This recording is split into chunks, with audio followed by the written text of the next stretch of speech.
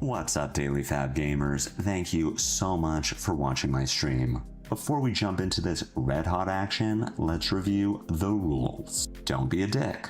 This should go without saying, but better safe than sorry. Chat with me. You know that I can talk at my computer for hours, but it's more fun when my computer talks back. And let's have a good time. I'm here to get sweaty, but that doesn't mean we can't have fun while I do it. Use the chat command DECK for a link to the list I'm playing here. It's also in the video description. Some of these decks are sick, and you might want to play them in real life. In that case, let me refer you to Hamel from the Bazaar. It's never been more affordable to play in the flesh and blood. Players have been buying the cards they need from Hamel for years. I started shopping from him in 2023 and have never found a better deal. The Bazaar's prices are the lowest for singles, full sets, and class sets, including new releases. Omens of the Third Age set bundles are available now and ship both domestically and internationally. Use the chat command HAMEL for contact info, then reach out on Blue Sky, Discord, email, or Twitter to see what he can do for you.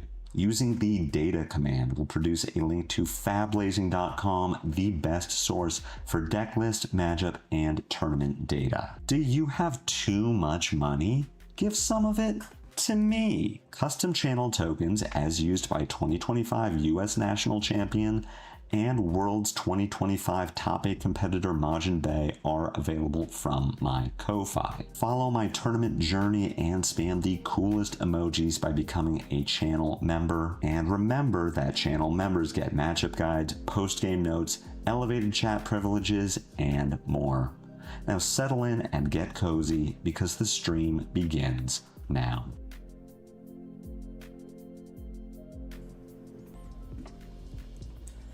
Hello everyone, welcome back. Happy to be here. Sorry that I have been missing days, but life has gotten in the way of streaming, and now I am back.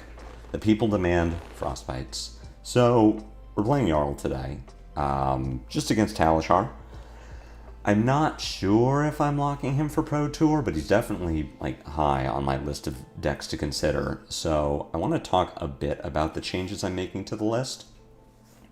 We're in kind of a weird limbo between what I would play if I was going to my nationals. Today, it's Friday. If I was playing a nationals tomorrow with Victor legal versus what I am intending to play at Pro Tour, assuming that Victor LLs. And by that I mean, I don't want to play Ripple Away, and if Victor isn't legal, and if he takes Visit the Goldman Estate with him, I'm not playing Ripple Away. I'm just going down on blues and deck. Yeah, Ripple Away has value against all of the pirates, Marionette, it's kind of it. There are some fringe uses outside of that, but really it's Orb Weaver, Spinneret, and all of the pirates, especially Puffin.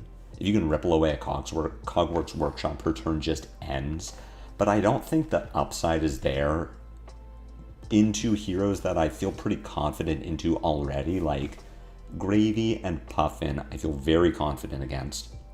Marlin is a tough matchup, but it isn't because she plays things that I can ripple. The harpoons make it tough. Yeah, you ripple a Codex and you feel good, but that isn't what's winning you the game. And against Marionette, yeah, Ripple is really good. If they flick and they don't, if you prevent the mark somehow with Omnis Ward and then they have the Spinneret, and you ripple the Spinneret, they're so down. But I think your Mario matchup is already pretty good. Ripple does also hit Vincent, but that's another one where it's I already feel good in the Vincent matchup. That one is favored. What's up, Lipiaco? The other card that I would like to start cutting is Remembrance.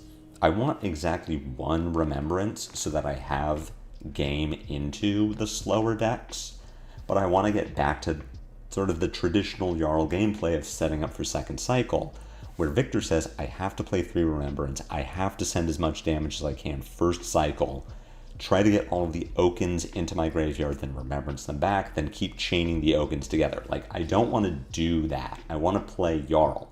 I want one Remembrance. I want the one Remembrance for the Guardian Mirror, Huntsman, Gravy. And even Gravy, I will beat most Gravy players without needing to Remembrance back cards. But, like, the 1 is still good. You still play the 1. But we have to keep this for Victor. I have to play 3 Remembrance. I have to play 3 Ripples. So we're in kind of a weird spot. But we can make some changes, and this is all based off of my Nationals experience and what felt like it worked and what felt like it didn't. So there are a few cards I want to cut. I want to get these 7 into my list. The Balance of Justice, which isn't so much something that I wish I had for my Nationals, but more based on the results of US Nationals, right? The fact that Phi with Art of the Phoenix Ward is a real deck means that I want to get balance in the list.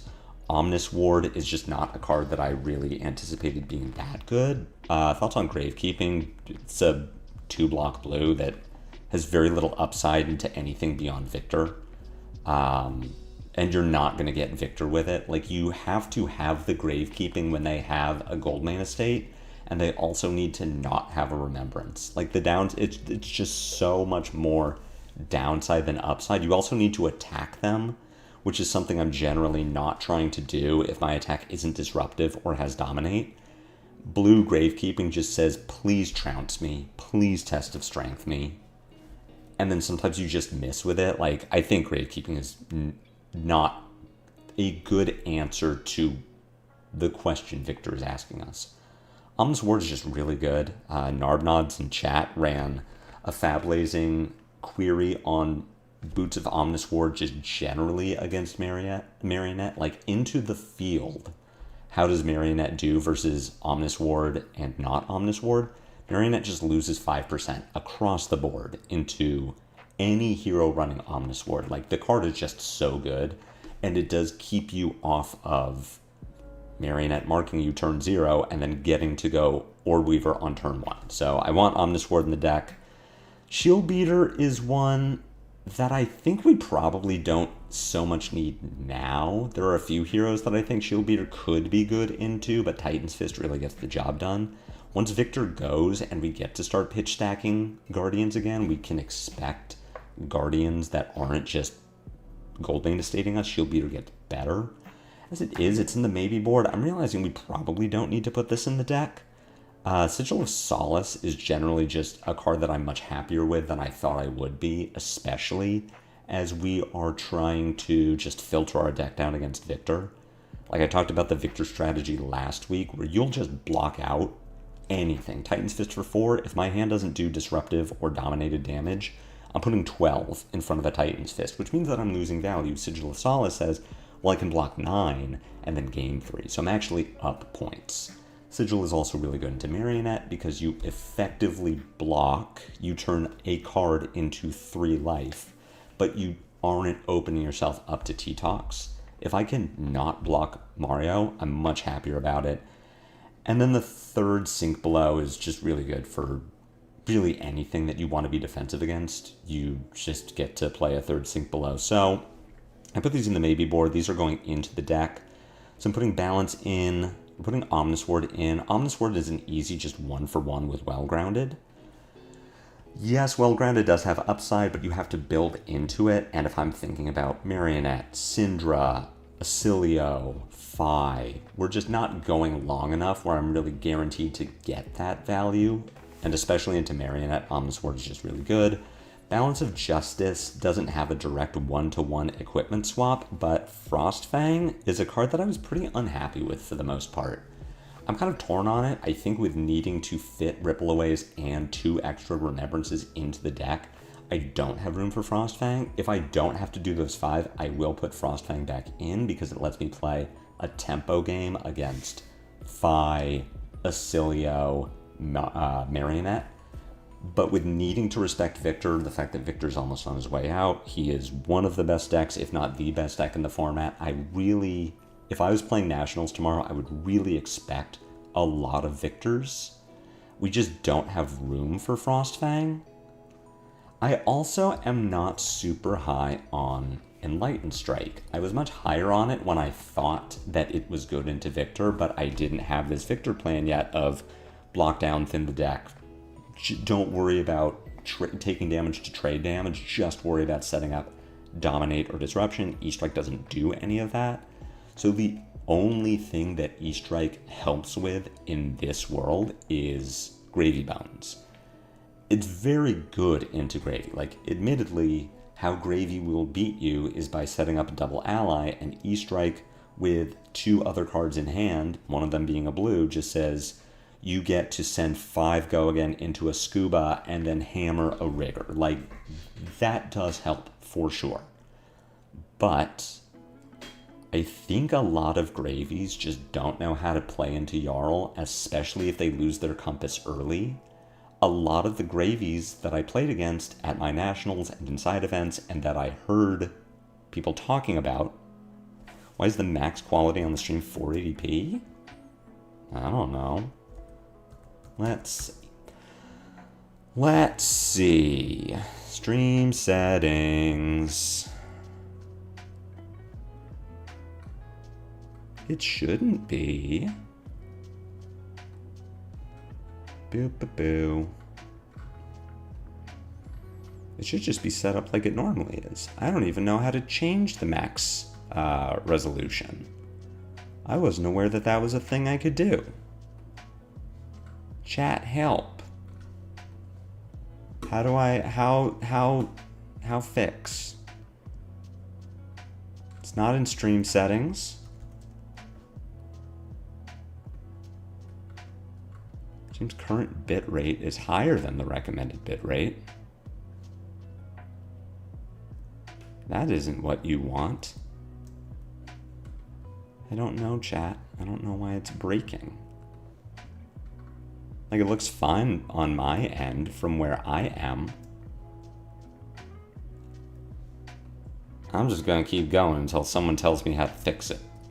Yeah, a lot of Gravies just don't know how to play without a compass, which, like, to be fair, there is one hero that makes it so that you are not playing with a compass. 2, I guess, if Volda snipes it, but, like, for the most part, that isn't something that most Gravies have to deal with, and it's kind of bad practice to, like, just start a game without your compass. I've thought about the Jarl matchup where if I could just take 10, if I could start the game at 30 and Gravy starts the game without compass, I would take that trade every time.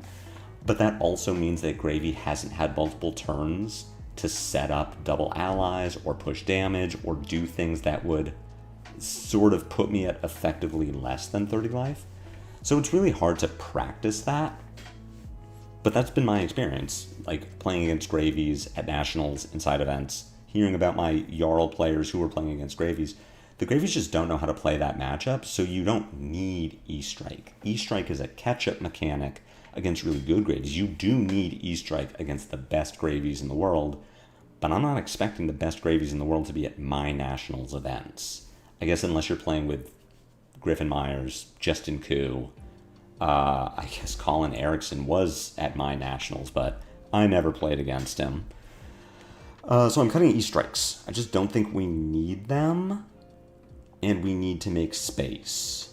Now, that being said, I am keeping the rest of my Gravy hate, which is Midas Touch, Pilfer the Tomb. Like, I'm not just going in against Gravy with absolutely zero support whatsoever. I am intending to beat the Gravies in some way.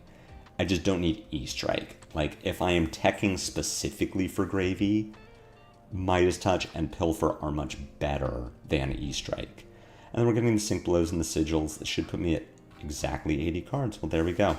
Right, because I was going to cut Blizzard for Shield Beater, and then I realized, well, Shield Beater isn't good currently. Like, currently, Titan's Fist is good enough against everyone else. When Victor goes and Guardians are allowed to be Guardians and not just Remembrance bots again, then Shield Beater becomes much better, but as it is, this is the list that I would bring to my Nationals event if I was playing in a Nationals event. So now we're going to take it to Talishar. This is updated if you are a channel member and you have the Lupine Fiasco's Jarl with matchups. This is updated. For that, the matchup guides aren't. Actually, this might not be updated. I should probably check on that. The matchup guides aren't updated. Those will be updated very soon. I just wanted to make sure that this list was put together before the stream started, but I did not update all of the matchups. Okay. So we pop over to Talishar, we're getting some games. I guess I am allowed to play against Victor because I'm still teched for it. And we'll be making these matchup notes as we run through the games today, just in case you want to follow along with all of my lessons and takeaways. Jarl's just still so fun to play. I love playing this hero. I understand that the deck is certainly not for everyone, but I think as far as Guardians go, it is very fun. Playing it against Katsu, let's just make sure that this list is accurate. We do want Stalagmite. I am not afraid enough of Katsu drawing multiple cards that I'm gonna play balance. 57 cards. We are allowed to put in Sink Below, Blizzard, Ripple Aways. Just cut a Ripple for a Blizzard. Put in the sigils. No, I want the 3 blocks against Katsu. And then Blizzard is also just really good. That looks right to me. This is why I need to fix my matchups. But you can see why Ripple Away is a card that I want to cut. Like, it actively doesn't help against many heroes. You get to resolve Oakenold and Felling of the Crown. Jarl is a grand old time. He does just do, like, the most powerful attacks that a Guardian can produce. Oakenold being an actual Guardian attack, Felling being Earth, but there's only one legal Earth hero at this point. Let's just discard Shelter so that I don't have to worry about this. Because the Katsu's on Wind Cutter, like, I don't want to be blocking the Kodachis. I don't want to spend cards from my hand to do so, but I also don't want to let Katsu get free Wind Cutter triggers. Katsu does have to hit twice, so the Shelter is just going to keep him off of that.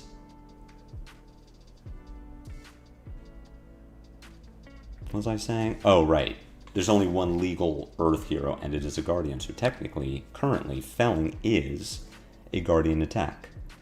This doesn't super have text. Missed the window to buy Omnisword on the cheap. Now they are too expensive for me. Would you play Well-Grounded or Quick? I would play Well-Grounded. I think we are not in a Quick Dodge meta.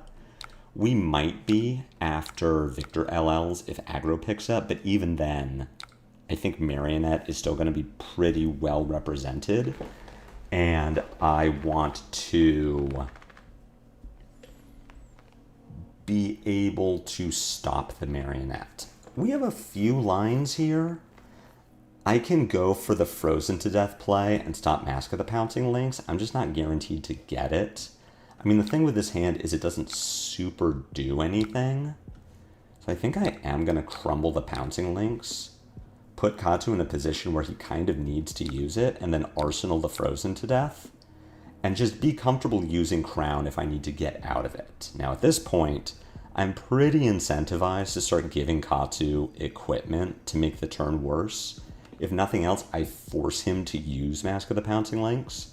But if I can just stop his turn, like, I do have the cards I need to play Frozen and just get the Lynx. Happy to take the Kodachi. It doesn't trigger Katsu. It doesn't trigger Mask. I'm saving my block cards. If I was really trying to keep Katsu off Chain Links, I might consider blocking with Boots and then float the Prevention. But Mask of the Pouncing Lynx, not momentum. I don't super care. It turns on Wind Cutter, but like, okay. So Gust Wave for 3. We are not floating a resource. This is likely where I want to start thinking about giving armor so that I can make Katsu's life harder, block 3 here, float a Prevention, and I also get to play around Wind Cutter, finding a Shuriken to give the Gust Wave +1. I mean, alternatively, I could block with Stalagmite and Imposing, get my value, and this just puts me in a position where I'm not like burning quite so many cards. think I'm fine with this. I'm just pretty well incentivized to stop Katsu's turn. I'm pretty well incentivized to give more resources than I normally would, just to keep Katsu off of doing something so that I can get that pouncing links, which makes this game way easier for me.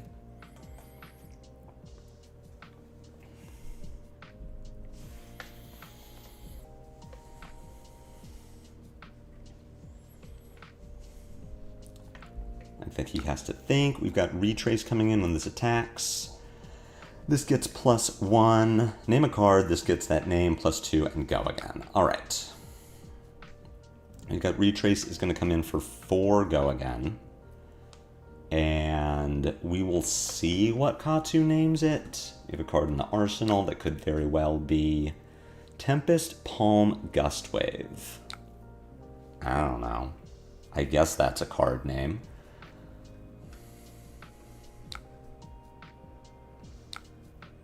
I think I might be giving Omnis Ward here. What I'm a little concerned about is that this is Bonds of Ancestry in the arsenal, which is going to make stopping Katsu's turn much harder, but I think I'm fine with this. Sorry, no, this doesn't work the way that I thought it would.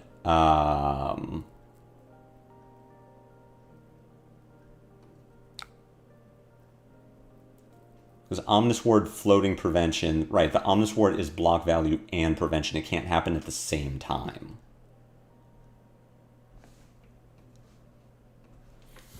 I need to give Macho and Gauntlets to stop this.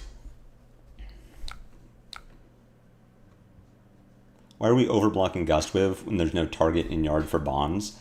I need to keep them off of linksing me, because I am going to Frozen to Death the Mask, which is not like great value, but it stops, like it just happened to line up that my opening hand, I go second, discard fruits, discard a shelter to stop double Kodachis. My opening hand is Frozen to Death, Crumble, Macho Grande, fruits. So it just like doesn't do anything.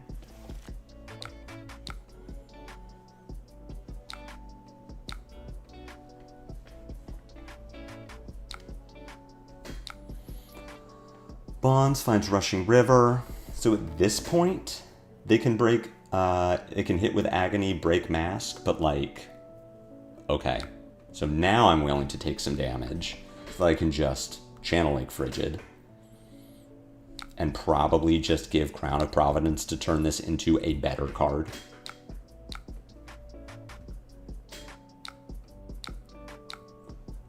JK, we just take 3 here. We go to 35. I get to break their links. I get to Arsenal the Channel Lake Frigid. And we're chilling. Yes, they will have Tunic up. They now have a Shuriken. But they will have a Frostbite in the Pouncing Link slot. I guess unless they break Boots here. But even then, it's like, okay.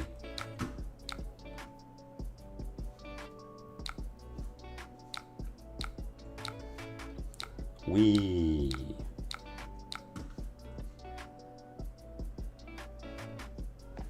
Hey, I get to decompose a Plow Under, and also play a Channel Lake Frigid. When are my nationals? My nationals already happened. I'm in the US, so my nationals are over.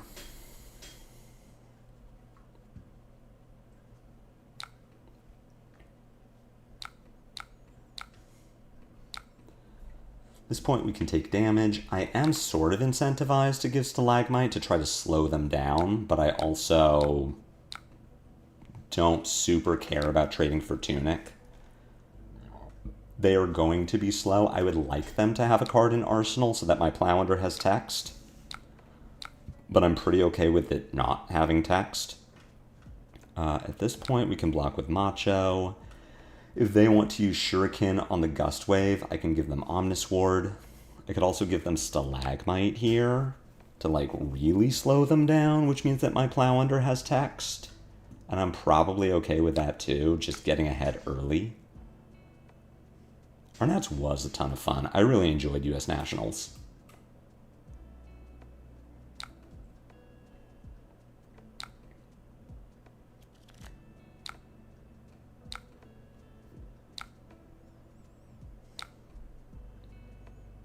We even slow him down, so now my Plow Hunter does have text. I get to play a Channel Lake Frigid.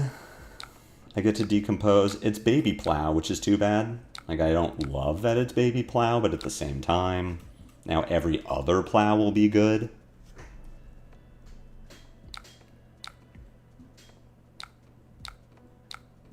A little surprised to see Katsu use the boots there. Makes me think that they're gonna, like, go for it. But they have to play through a Frostbite and also Channel Lake Frigid. Yeah, as... This is... I really enjoy the Channel Lake interaction when your opponent is missing armor, because they always forget that they get the Frostbite, so their first thing costs 2 extra instead of 1 extra. As our Katsu is now realizing, oh wait, this is really bad. So we will take the Kodachi. I mean, we could also give Omnis Ward here. My turn is looking like Terra Sunder, Swing. They block with the boots, they don't have Mask, Wind Cutter blocks 1, so they either need a defense reaction, or they need to give me Tunic and Wind Cutter, both of which I'm happy with. Depending on how their turn plays out, I can also just play Channel Lake Frigid and then Terra Sunder.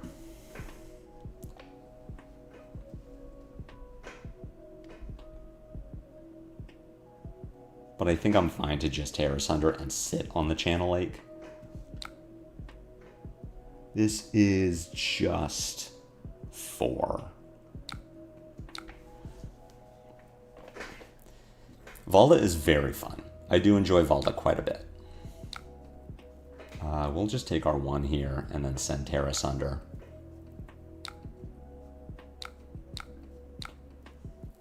We know from them showing this to us that it is not a defense reaction. I'm pretty confident that they're not playing a D-react into me. And even if they are playing a Sink Below, we still have the Channel Lake Frigid out, so they are going to have to give us 2 cards to stop the Titan's Fist. So the Terra Sunder will have done its job either way. Like, we're not going to second cycle. This is Katsu. So if they have to pitch a card to play a Sink Below, effectively Terra Sunder did its job.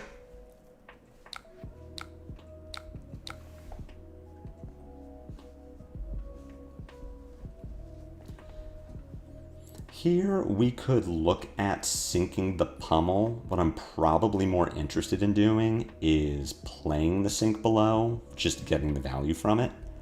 Blocking with Autumn's Touch, or keeping it to pitch to hammer. I want to play this Channel Lake Frigid. Here, I am pretty happy to just take 1. That's fine. We're going to be pushing damage back. We know that this is a Surging Strike. So they now have to make a decision. If this is what? Whelming Gust Wave, then I'm a little unhappy about it. I could give Omnis Ward and Sink Below to stop the 5 and then float the 1 prevention. The problem there is that my follow-up is not super exciting. So I could make, like, this block and cover the 5 and then just take damage from whatever is coming next. But I do kind of want to play tempo.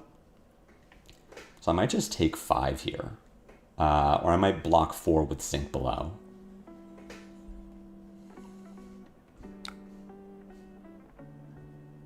Maybe we do just block 3, and then we have Sink Below for if this is Whelming Gust Wave.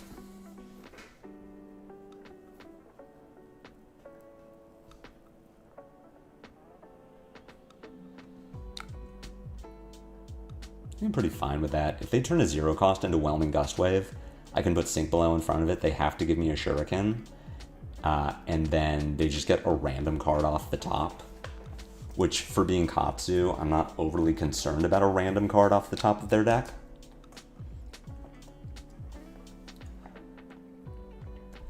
Ancestral Harmony, they didn't want to play Ancestral Harmony and show me how good of a gamer they are. Alright, so Descending Gust Wave, they're just sending damage. That's fine. I get to put a Sink Below in front of this. We take 1. I don't care. I'm not sinking. I'm just going to slow them down while I look for something to use pummel with. We haven't seen a Command and Conquer yet. We still have Mangles.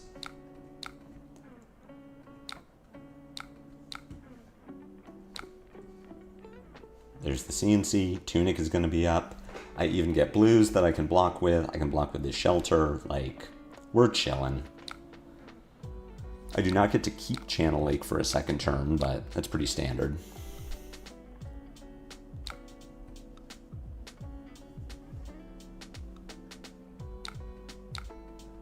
I'm pretty comfortable just taking these ones. If my opponent wants to, like, play a card and then wind cutter it, I'm kind of unhappy because my CNC pummel is a lot less good. Opponent cannot activate, I mean, they can activate Tunic under Channel Lake Frigid. It just doesn't help them. Alright, so our opponent, sadly, is not going to keep an Arsenal. This is fine. I'm still going to CNC pummel here because it pushes 10 damage and it takes a card out of their hand. It also lets me Arsenal the Shelter from the Storm, which I'm pretty excited about. We have not drawn Fellings, we haven't seen Oakenolds, we still have Mangles.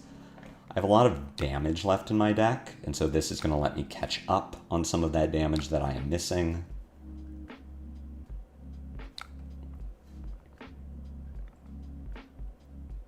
And then we should be able to start finding things to do. I get to even up the life total. Arsenal D-React, which will be very important. I still have plenty of armor. We're chillin'. This would have been much more impressive if our Katsu had not hit me for 4 and ditched the whole hand. Can you imagine if we were getting 2 cards here and we were also at 28? Like, our opponent made the right choice, for sure. It just happened to be a little unlucky that they were able to fully convert that hand through Channel Lake Frigid.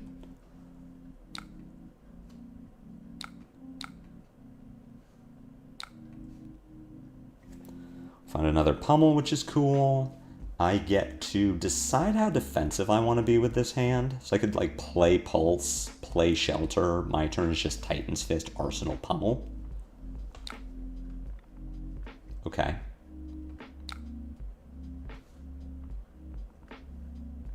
This just doesn't do anything. So if you're just not doing anything, then I have a weird decision to make. I think I just take 1 here. Like, I have defense reactions if they're gonna, like, put a bunch of resources into pumping this. Which I figure they must, or they were looking for, like, a Breeze Rider turn? Okay.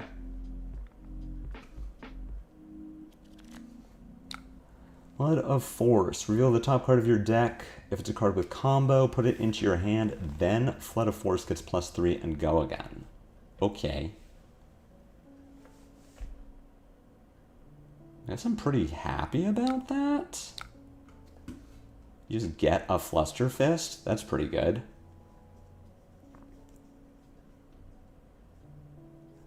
Okay.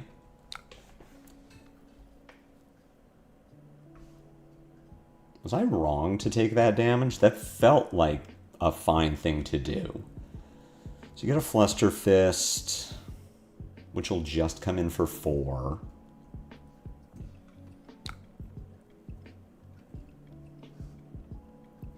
My Pulse does not look very good here because our opponent has Tunic, so I can't, like, take their hand.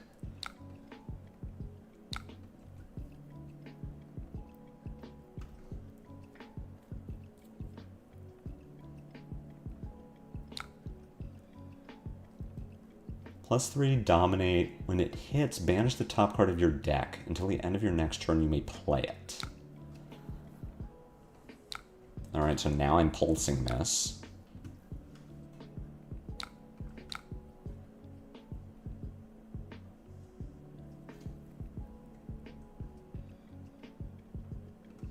Suppose I pitch Macho Grande to this. So if our opponent... Well, I was going to say, if they use Tunic and send the Fluster Fist, then I can just block for 4, Arsenal the Pummel, and say go. Alternatively, see if our opponent wants to undo this, which I am definitely willing to let them do.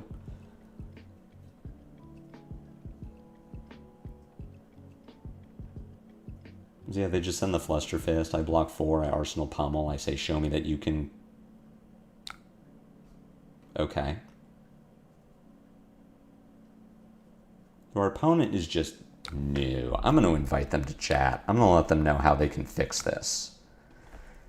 If you Tunic in response to the Jarl trigger, your line works.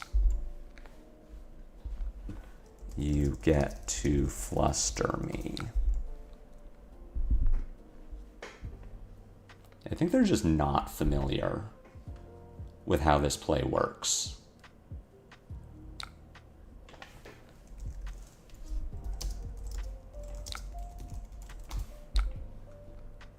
All right, they're excited about this potential opportunity.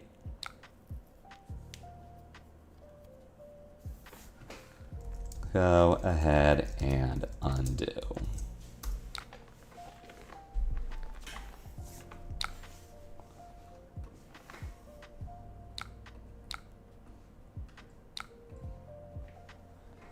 All right, they've learned. We're making it happen, chat. We're building friendships and alliances. What's up, Pedro? A lot of people haven't had to deal with frostbites in a while. It's wild to me that our opponent banked on, like, I guess it worked. The Rushing River hits for 1. Like, I guess I'm supposed to sniff that out because their line doesn't make any sense.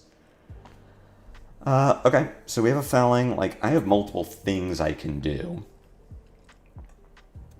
What this turn does really well is just block 6, send 8. So we'll see if our opponent is going to let us do that. I can crown this Pummel away if I need to. What cards could we add or remove once Victor LLs? I was talking about this earlier. So I'm very excited to remove Remembrance from the list once Victor goes. I think this might be a Boots turn. Cover this, cover the Wind Cutter. So they cannot Wind Cutter here, and then I can float the Prevention. Talking about this earlier, I'm excited to remove 2 copies of Remembrance and go down to 1. I am also excited to remove Ripple Away. I think Ripple... Exactly, that is what I mean. I think Ripple is just... like, not exciting. I don't think we need that many blues. I'm pretty off of as many blues. So they're going to give me 2 shurikens for this? Sure. I'll take 1. You get to Katsu. Let's see what they're Katsuing for. If it's just like another 100 wins.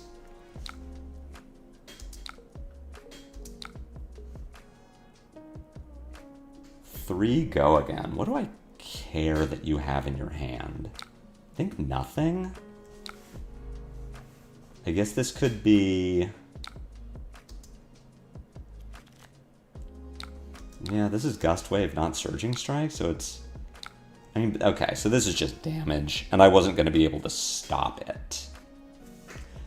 I'm excited to remove Remembrance, excited to remove Ripple Away. You're going to dishonor me? Alright, so this is just 4. Yeah, okay, so I'm taking 8 here. I go to 13, which is spooky.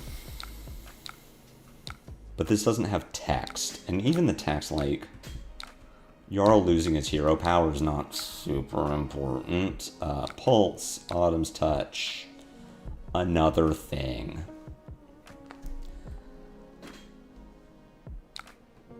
There's like a chance that E-Strike comes back once Victor goes because... like we're allowed to be a guardian again? You're all a little late.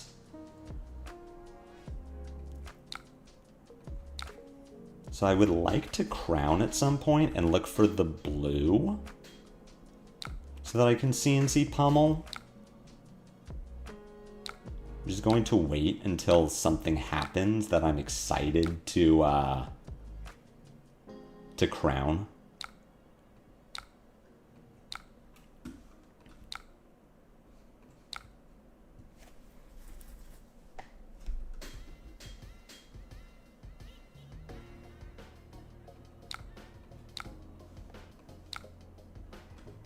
It's unlucky.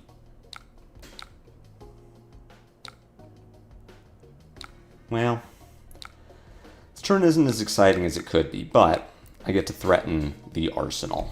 A blue there would have been sick. If this Oaken is a blue and I got to CNC pummel and set a shelter, I'm very excited about it. As it is, this is much less exciting, but we still force cards away from Katsu. Now I get to CNC pummel. I'll give you gauntlets here, just to make it difficult for our opponent to get the Katsu activation. We have plenty of earth.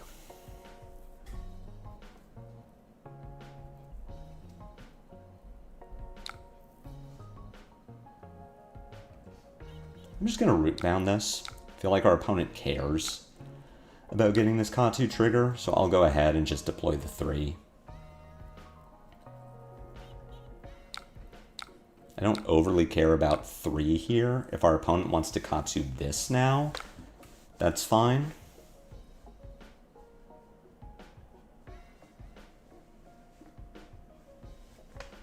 They're just going to turn blue 100 wins into red 100 wins.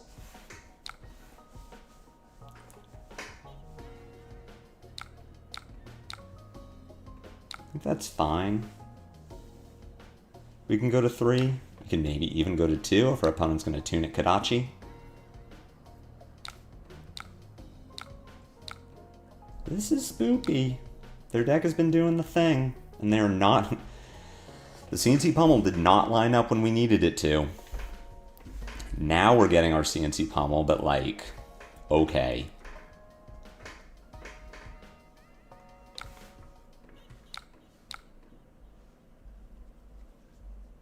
Man, we were a blue short of being able to do the good thing. We were a blue short of being able to make this game very easy.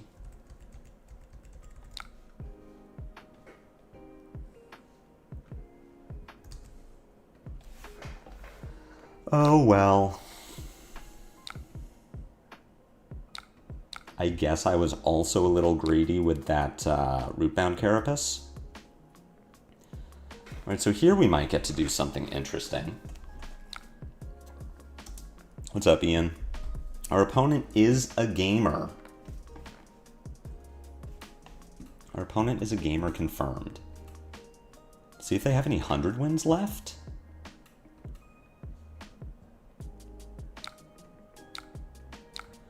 And the Kadachi for 1. That happens. See, we're still Alpine Fiasco. This deck's just too fun. Why wouldn't I be playing this deck? It's so cool. I'll give my Tunic here.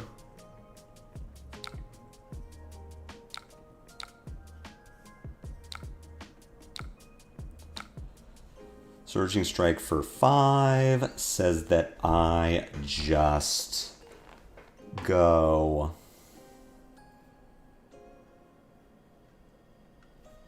Do I put myself in Kadachi lock? That's surely bad.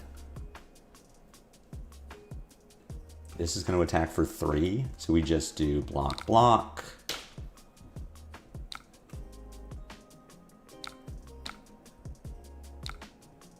Be cool if our opponent wasn't a gamer, wasn't like the best player, and hit on Ancestral Harmony, which is not my favorite card. Yeah, I think we're going to lose this game. I think, unfortunately, our CNC pummels just never lined up. We only saw 1 felling. We committed a lot to getting the pouncing links, which I don't think was wrong.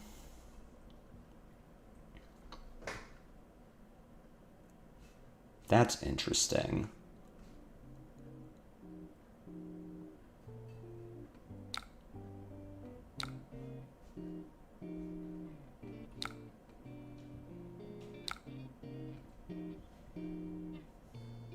the follow-up is. How much our opponent is going to pay for this Kodachi.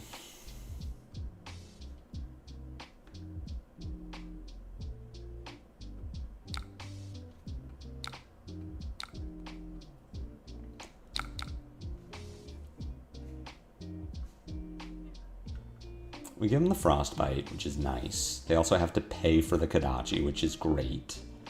Sadly, our Tunic is gone, which means that I can't just, like, 2-card Mangle. Alright, our opponent does not pay. What does that mean for our turn? We have a few lines we could take. I could sink below here.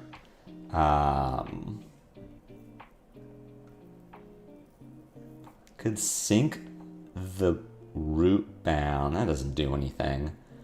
I think we're just kind of in a weird spot, so I might block with the Mangle here, just send the Titan's Fist for 4 and keep defense reactions.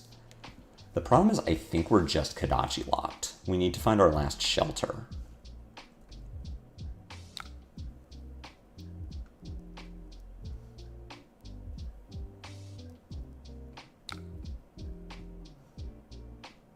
I'm gonna sink the Mangle.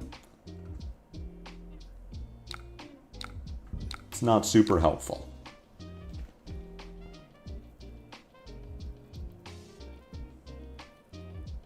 I could send the Mangle for 8. It threatens lethal, but Katsu just gives us a card. I think what I'm more excited to do is Titan's Fist for 4. Keep the defense reaction. I need to filter my hand so that I can find the shelter, because the shelter is the only thing that, like, bails me out of being Kodachi locked.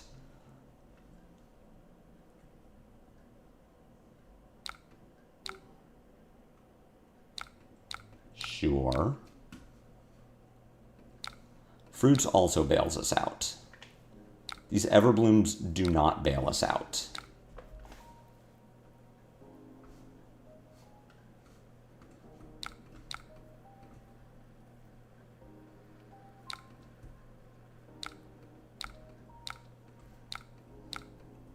We can keep card. I mean, we'll see what the Katsu can do.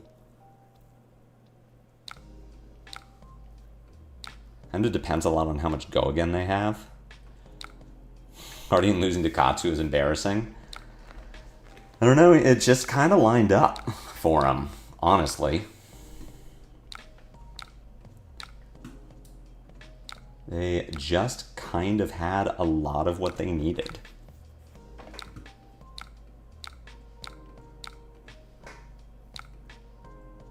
Kodachis are kind of a good weapon.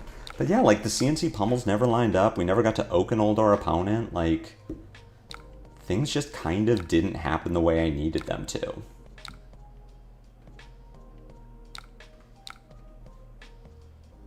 Alright, so we break out of Kodachi lock for a turn.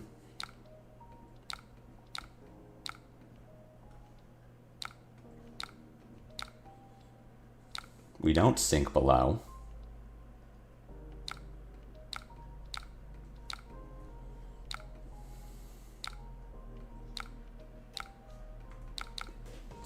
The 4 here is pretty good.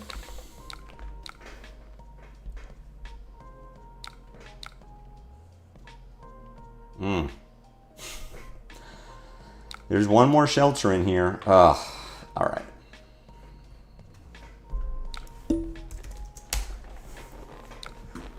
We are not on Summit, Drew. I gotta tell you, I really love that you make that joke every time. Especially after I just lost to a Katsu. Excellent timing on your part. Game plan, we were just going to tempo them. We got to go second. Game length was 14 turns. Winner's life total, they were at what, 6? Let's see, spent a lot of resources early to destroy pouncing links. Didn't have resources for later. CNC pummel never lined up. very late fellings. Conclusion, I think the game plan was solid. We just didn't find the interaction to really tempo our opponent. I think we just kind of drew bad that game.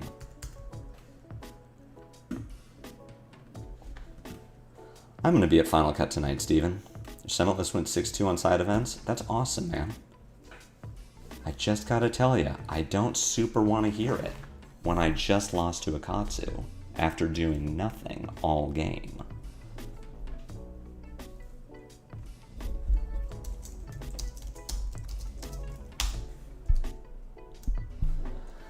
Into Cindra, we're going second. So now I can try something that I have not done before, which is attempting to fatigue Cindra. I have not tried this plan yet, but it's something that I'm interested in giving a try. Where the idea is that we just want to destroy the flick knives and then run them out of cards. But am I built for that? Like, I'm not on Fiddler's Greens. What if we just tempo the Cindra? We cut the Blizzard. I cannot play... I guess we can't play the Blizzard. Just can't play Pummels. Oh, our opponent does not want to play this game. That's fine.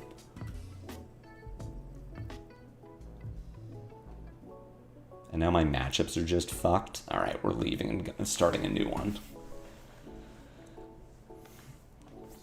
What's up, Nicola? How are we doing? I'm salty. I just lost to a Katsu after my deck kind of did nothing and died. They just kind of were a consistent ninja, and my deck just didn't find the interaction. I hate when the opponent leaves during sideboarding. I feel like this is a new thing for Talishar, where like I click the button and it doesn't happen. What I learned from that long Cindra side event game, you always break the flick. Breaking flick is priority 1, it just, fatigue isn't necessarily the win con. I should have practiced it. If I could do that, if I could play that game, I would have practiced fatiguing.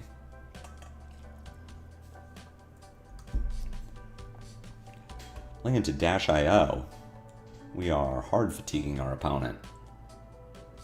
Is Katsu real? I think so. Am I just not playing sigils here? I'm just playing Midas touches because they have block value.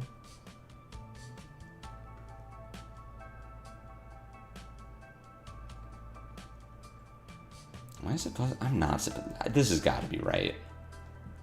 I just play the cards that have block.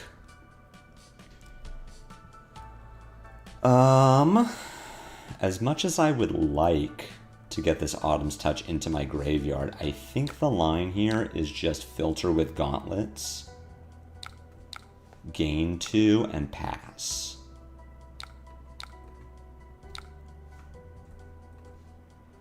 I have 7 days to figure out what you're going to play for Nationals. What's good? You could go back to our boy Fi.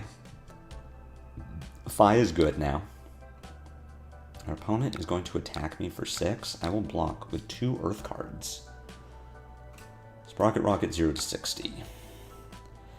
Between Fi and Cindra, I just don't know if Fi is real or if it was just a phase.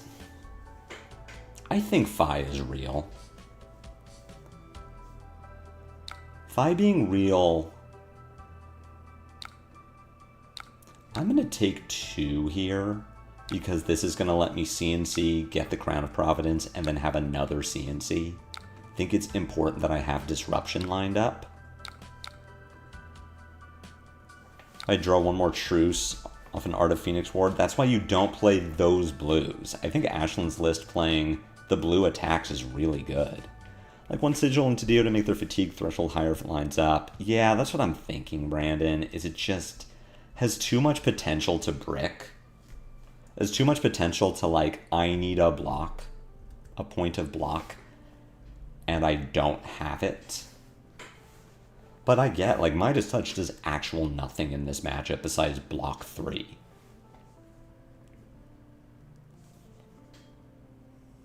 That's why you don't play the bad. That's what I'm saying.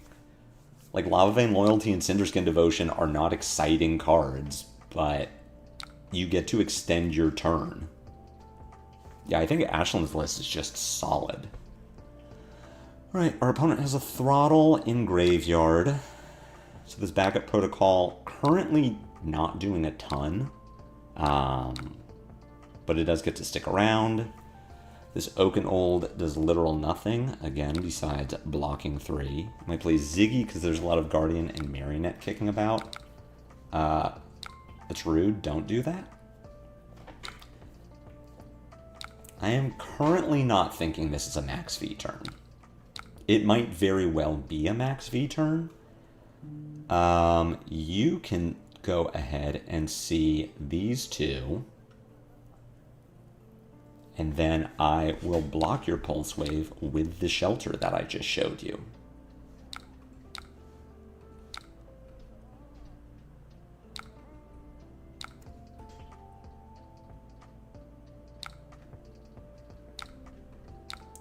Finishing Fast and Furious here is pretty good. Alright. That is unfortunate. I do not get to play my Command and Conquer. Let's see if I get punished for it. A little bit? That's not true. I can't play my Command. I have Tunic. So I do have to take this damage. Yeah, I really would have liked to hold that blue. But at least I'm getting cards from Dio here. To be fair, Matt's deck is the one who went 15-0. I mean, that's true.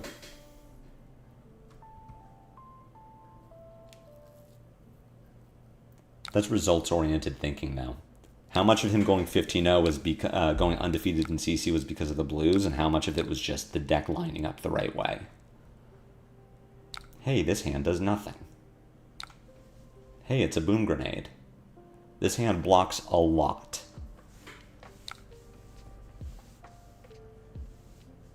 Oh, our opponent just sets up.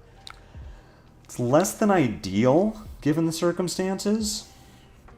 I do get to give my opponent a Frostbite. I wish my hand didn't suck ass. I wish my hand wasn't the worst hand that I've ever seen in my life.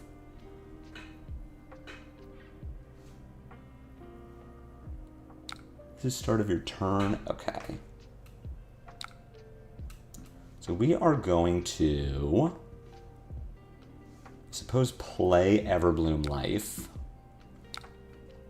We can put a Crumble down. Send a Titan's Fist for 3 and then discard Ripple Away.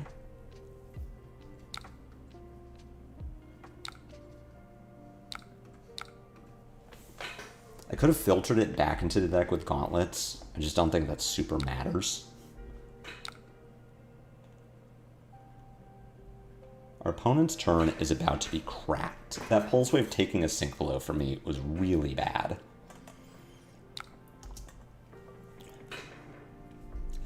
We also just get to break the Frostbite with a blue. Yeah, this is about to be a pretty nutty turn from our opponent.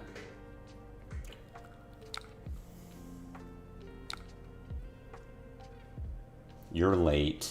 You're late. You're a little late. 104 if you swung Summit. Go ahead and block with Balance here. We'll give the Stalagmite. Maybe we don't give the Stalagmite here. There's a Boom Grenade on board, which means I am allowed to block with Armor. I think I can save the Sink Below. I have blues, right?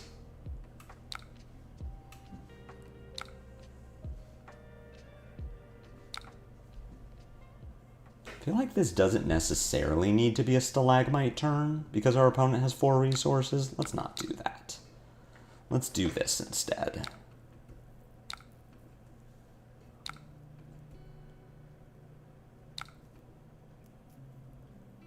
Yeah, the floating 4 here is pretty bad for me. Cerebellum off the top. Love to see that. All right. Well, we're getting a balance trigger, so that's nice.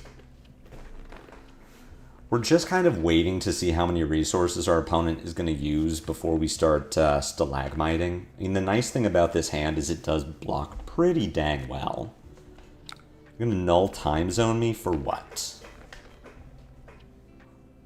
What do we get got by here? Sink below? We're so up. We don't have one of those in this hand. Okay.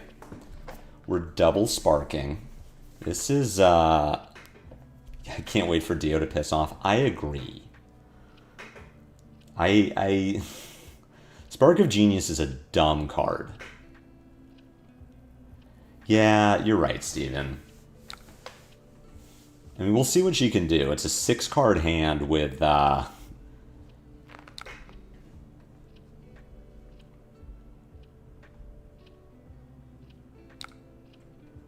okay. I'm like, it's a 6-card hand with how many action points? Oh, 0? Okay. Almost lost to null today. It's pretty good. When it goes to 4 resources, I'm getting max feed. Let's break balance. Just see what we're working with. Plow Under here's pretty good. It means that my pulse blocks 6 and then 4. If I give Stalagmite, they have to pitch to max V me, which is kind of cool. So I'm probably making this play. They've already Foundry Hearted, so we are going to get a card from our opponent. And I'm pretty well set up to not get Boom Grenaded here. Twin Drive is a bad card. Hey, it's Max V. Is this going to be the fabled double Max V turn? They could do it with a blue. So we give Pulse and Plow Under. And this covers 10, and then I get to Arsenal a Rootbound Carapace. It's 2 Boom Grenades.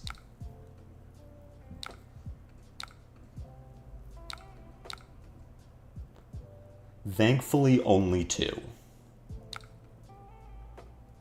But yeah, I'm thinking this might be a double Max V turn, which would be horrifying.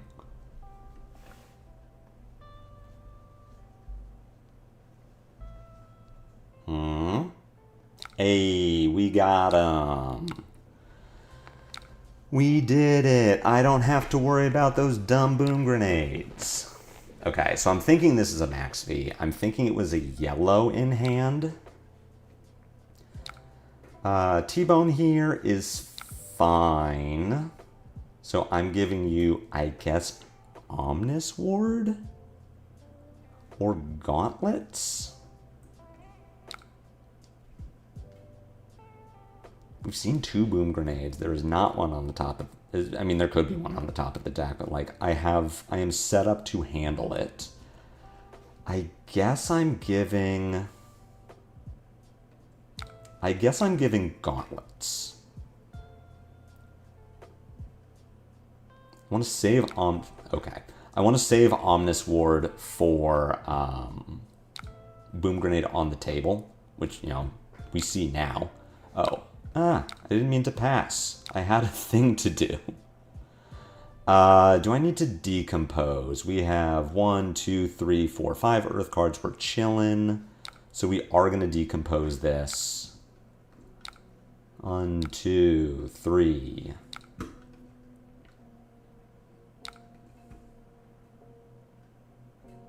So I'm hoping now that Omnis Ward and, like, Mangle can cover a 0 to 60, and then I'll get to use the boots on another 4 with, like, Frozen to Death.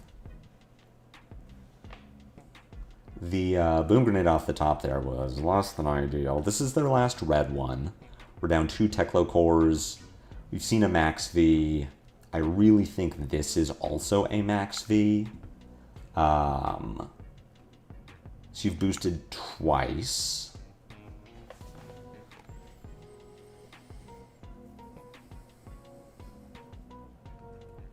If you've boosted twice, it means I can give you Stalagmite.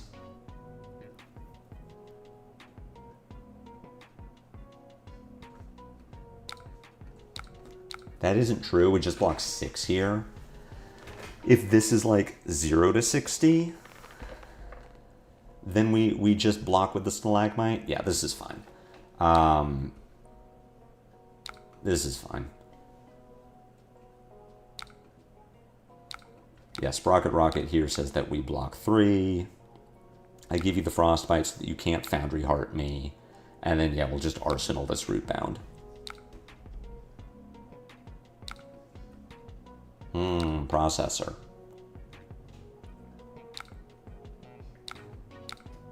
I forgot about Cerebellum Processor. How did they have the extra action? Oh, right, the Boom Grenade off the top. All right, we'll just take 14 here. Are you online on Earth Count? And if yes, what thoughts about the Decompose? So I did Decompose when I didn't need to, because I wanted to get 2 in my Banish. After that, after the initial 2, I'm just not super excited about Decomposing. Because, I will Decompose for value. Just the Felling will get me on. I'm fine with the Felling getting me online. Can take our 1 here. We've seen 3 red Boom Grenades. There could be a yellow, but, I want to save my defense reaction for a Boom Grenade. Have a Macho.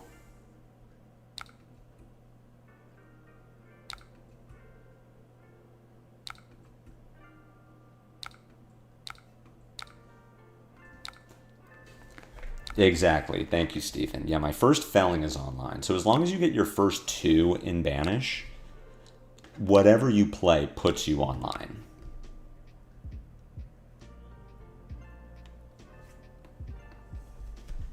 My first Rootbound, I Decomposed when I didn't need to, just to make sure that my Felling is good. If I had needed to block 3 with this Rootbound, I would not have Decomposed it because I don't need to anymore. But the first Rootbound, I'm always trying to Decompose because I always want to make sure that the first Felling or Plow has text.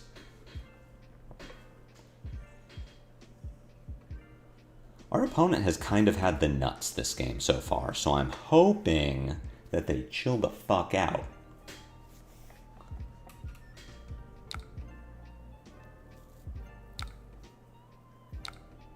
Seems unlikely, based on how this is going. What did you get back? You got back a Max V. Great. Cool.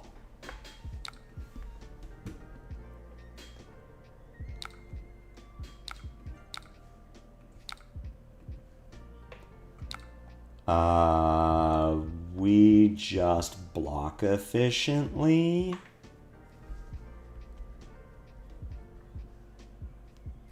Okay. Our opponent this game has just had the fucking nuts. It's pretty much, yeah, we're just blocking properly. At this point, we're just, doing good blocks. We know they have a Max V in Arsenal. They have a Cerebellum set up. I mean, I've got D-Reacts at least, so I'm chilling. It's just they're pitching reds, which is horrifying. You're late. Stasis Cell. Well, there's the last Max V.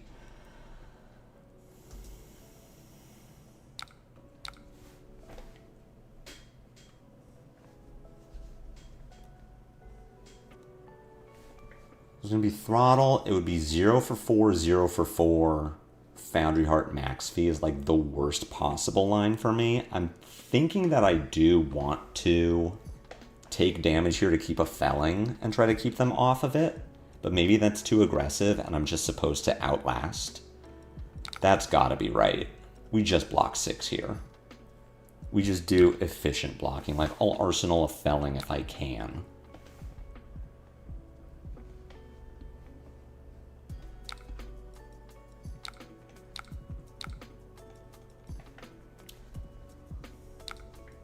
There's a boom grenade off the top.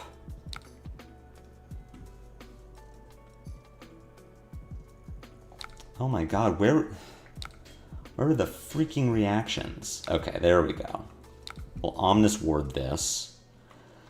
Which I don't love having to do, but that's the world I live in now. Because my Dio opponent is just a fucking god. Cerebellum processor for Spark. Oh my god, I hate Dio. I'm so excited for this hero to LL. This has been nuts. Our opponent's draw has been absolutely cracked this game. Like, it started slow, and then from there it's just like been absolutely unhinged how well they're drawing. So we just take our 13, go to 8. Get to Arsenal of Sync below, which is pretty neat. Really excited for them to buff this Max V. Because they have one turn left. Basically, they have one Max V left. And I'm not playing Blizzard in this matchup because Dio is pretty good at having blues. She's playing blue boom grenades too? Jeepers. I think holding Felling is okay since you can just full block Max V with all those cards and that's how the turn pans out. I don't know. I think I have to keep way too much for that Felling. Like, I'm not pressuring their life total. I'm just trying to survive.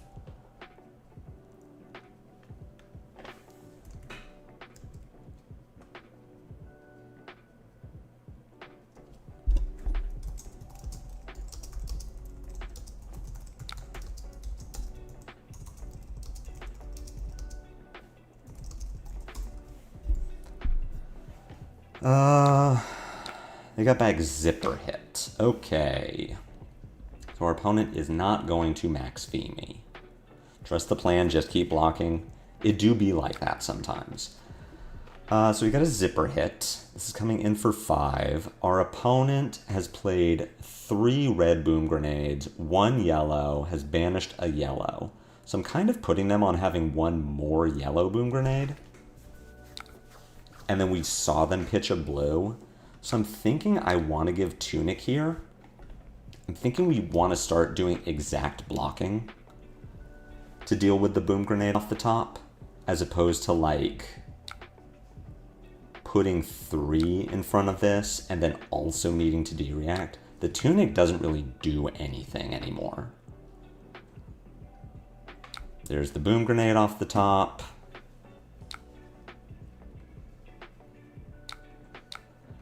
We're sinking. I don't need to sink here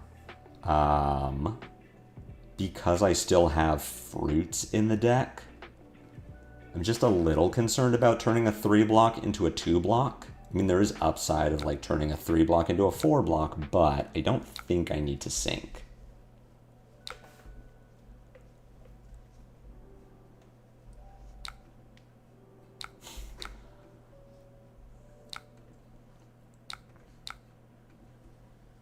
Yeepers.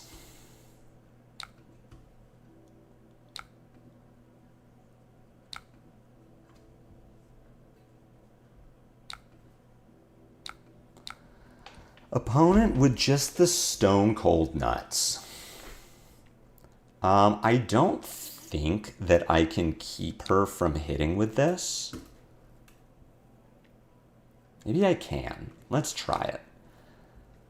I'm just concerned that this is like 5, and then I am better served by not exact blocking this. Like, I just take 4 here, and then I can deal with the rest of the turn.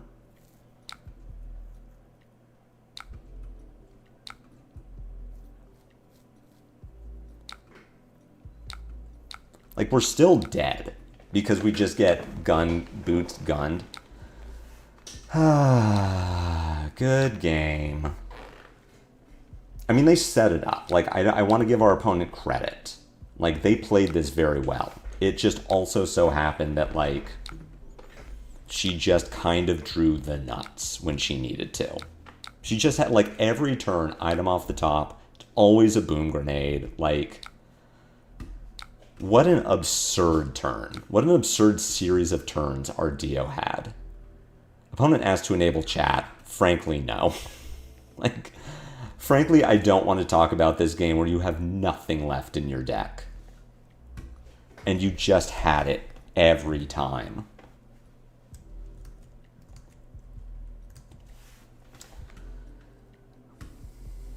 Into Dorinthea. Do I have this set up correctly? We put the Sink Below in. I think I do want the Blizzard. We'll cut a Ripple away. I'm kind of banking on this being Dawnblade and not Hatchets. So I'm going to disrespect Hatchets by boarding out Ripple.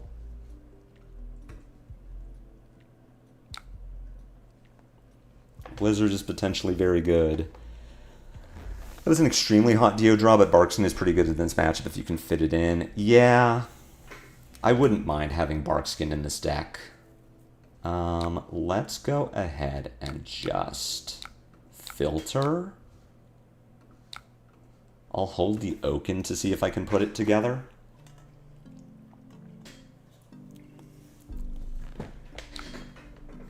Okay.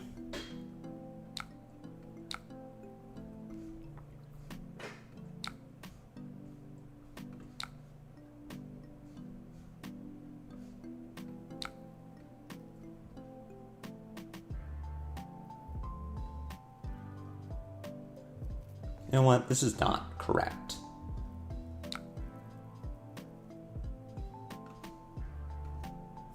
It isn't so much that I'm trying to, like, set up the Oaken. I would like to play a bit of a tempo. Oh, I was supposed to take notes about that game and just say that the Dio fucking rolled me. Fucking drew so well. I think I'm fine to make this block. I can just be defensive this turn.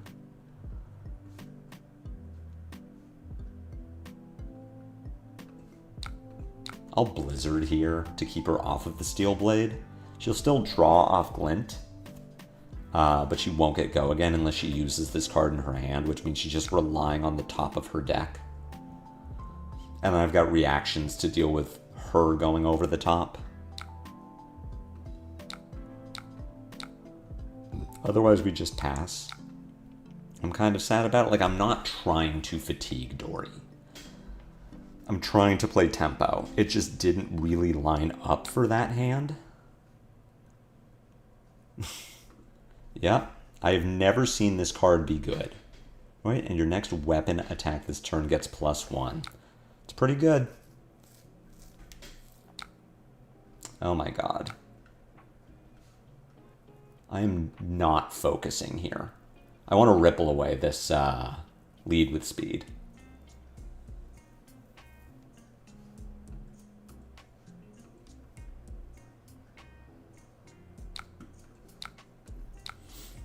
So she'll still get +3, she just doesn't get Go again next turn, and I think I'm happy about that. I think that's worth the trade. Dawnblade coming in for 7. Am I okay with that? I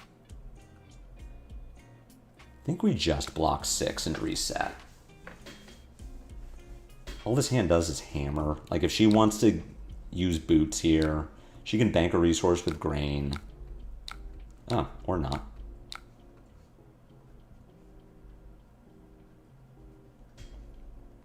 Crumble here, I guess, just gets me grains. Like, I'm kind of not drawing anything exciting.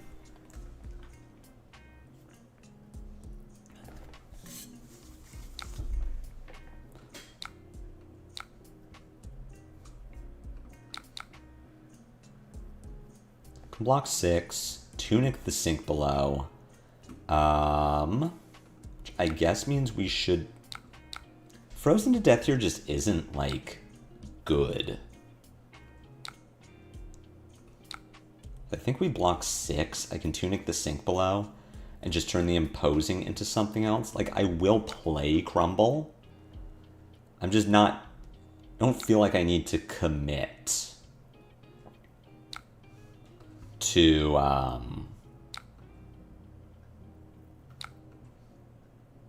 frozen to deathing afterwards. Oh my god. What is happening?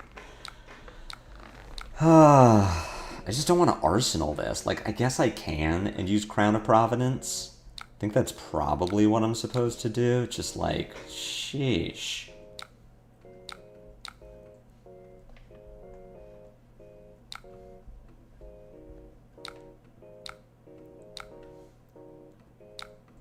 We can give Crown Boots Macho, turn the crumble into something. I do have the Earth cards engraved that I need to decompose.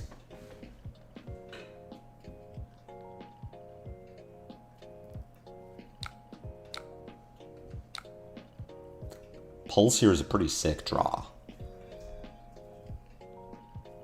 So worst case, I can just Pulse, Pitch Plow, Pitch Fruits to Hammer, Arsenal Pummel, and then wait for my Tunic to come back up.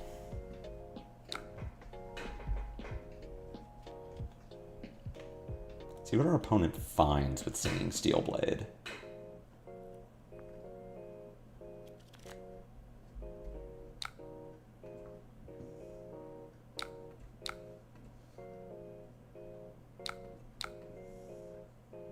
Cover 12 on their 9. She could still have a way over this for sure. Puncture's pretty good. So she does get the go again. The next sword is coming in for 5. So we just go block, block. I was going to Omnisword this, but Pulse says that I don't have to. We just Arsenal Pummel and we're chilling.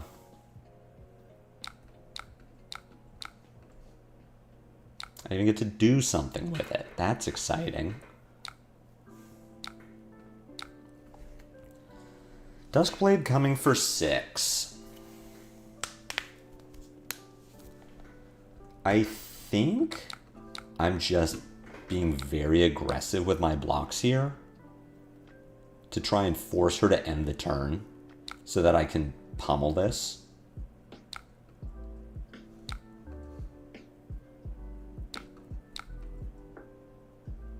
Like, I really want her to arsenal a card.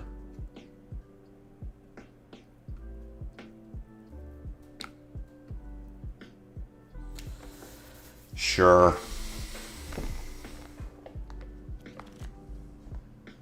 I don't see this as particularly being worth it.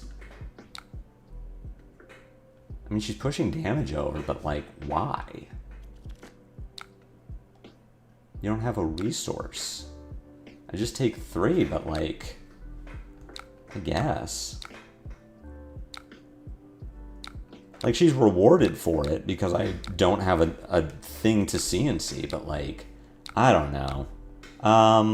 I guess I should pummel this.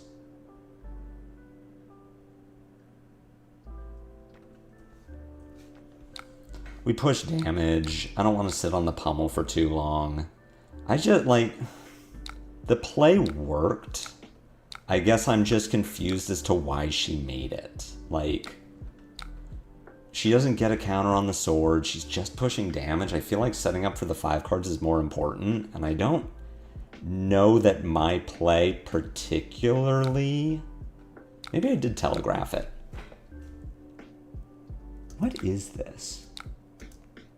It's from the Armory deck? Oof. Oof, this hand is a dud. This hand blocks aggressively and arsenals a felling, and I'm just sad.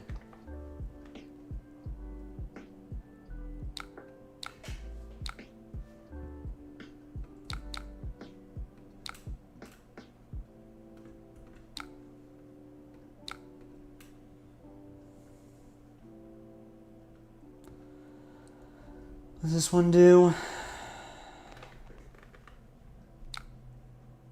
You are buffing the power.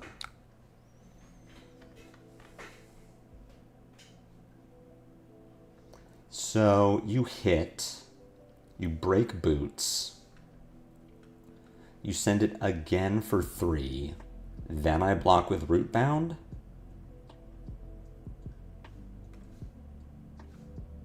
I think we Rootbound here. 3. I get to arsenal my Felling. If I draw a blue, hopefully, then I get to send this Felling. Okay, cool.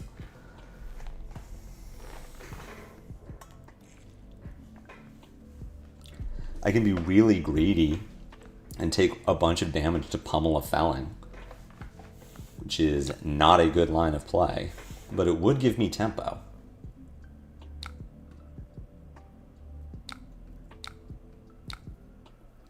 This does not currently have Go Again.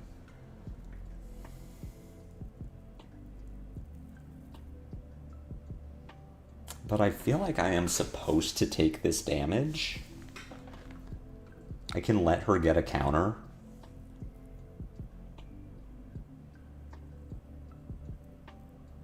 I can block the next thing. Like I can put 5 in front of the follow-up and shelter it. I also get the boots, which is important for giving her frostbites in the future.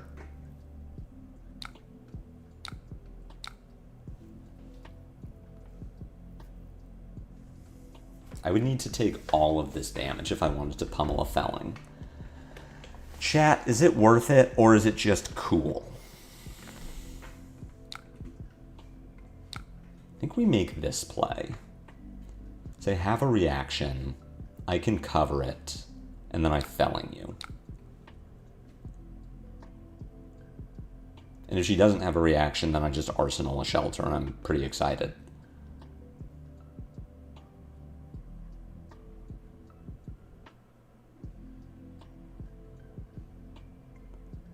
Weapon gets +3.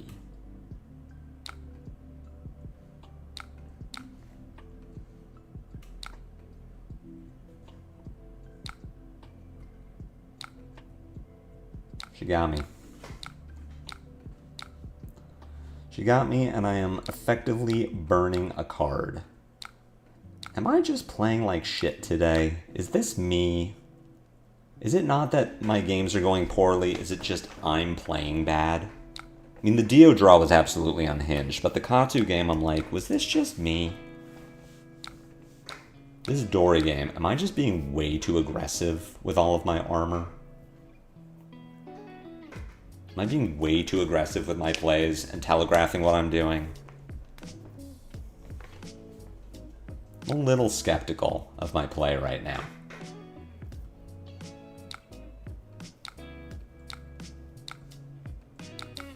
Like, am I just gonna get fatigued?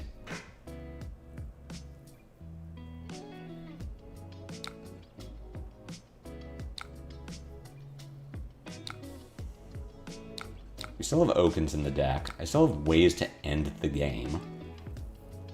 Yeah, undoubtedly too aggressive with armor. Fucking Emboldened Blade again.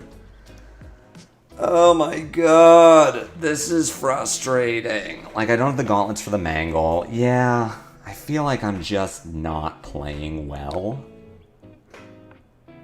Even though these Emboldened Blades are pretty wild.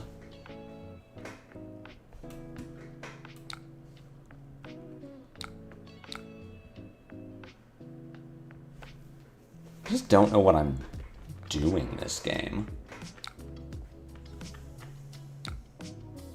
Your mistake is broadcasting your hand to the internet. If she's stream sniping me, then you know what? If she really needs this win, I wish her the best.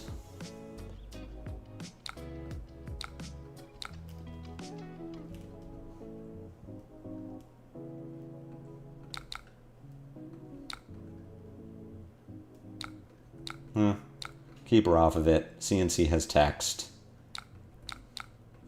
Just like very much not setting up, not playing the game that I want to be playing here. So I apologize to everyone watching the stream because this is not good gameplay. This is not what you're all here to see. This is me, I don't know, playing Tilted or Hot maybe?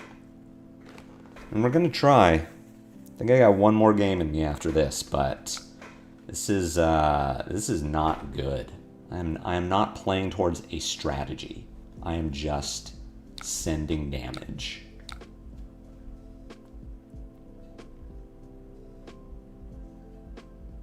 Which I suppose means I don't need to block this. So I'm going to play Channel Lake Frigid Plow under. The problem is the determination says that I can't, like I am only value blocking, and I feel like that isn't worth it when I'll just like Arsenal Ice Lock Glaze and it's fine.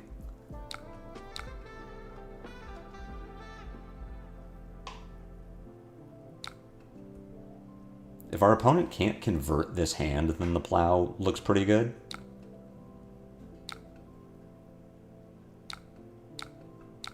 I think I just take 5, as opposed to blocking 3 and like not really getting a ton out of what I'm doing.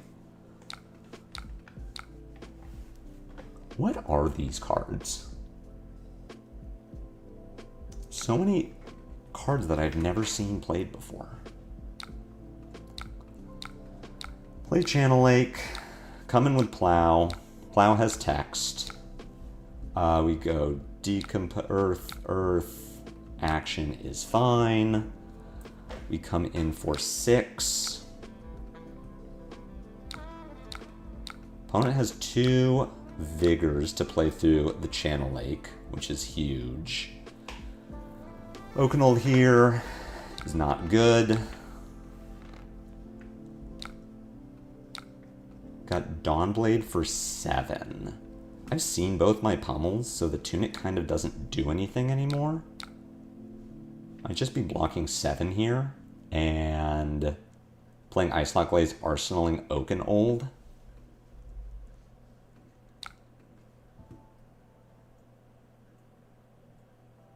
Like, the Glaze won't do anything because I can't keep it. But it will give her a Frostbite. And she doesn't have a Vigor this time, so the Frostbite could be relevant. Reset the Dawnblade is huge. Set up a win con. Okay. I can block with Sink Below, send the Oaken. Oh, interesting.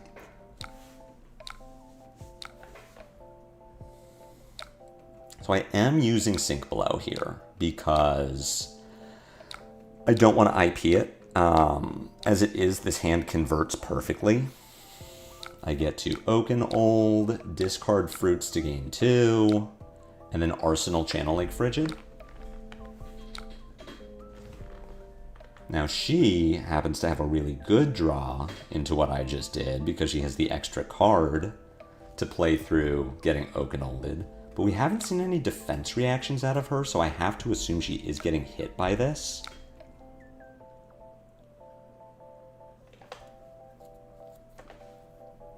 You're getting to play with a 4-card hand after getting Oakenolded is pretty good. I get to do another Channel Lake.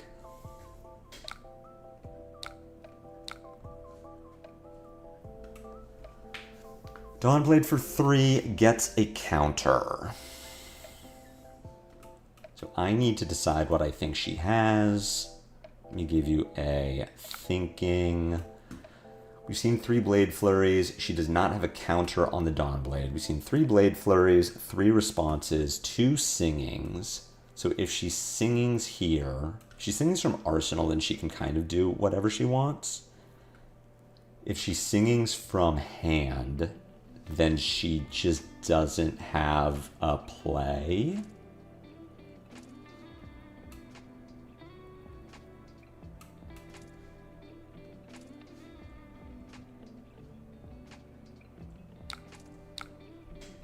Just wondering how much damage I'm allowed to take.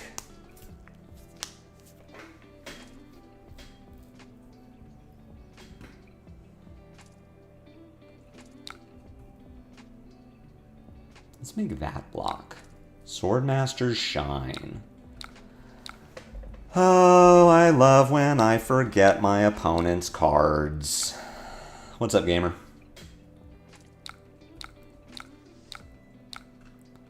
Just didn't remember that Swordmaster's Shine is a card.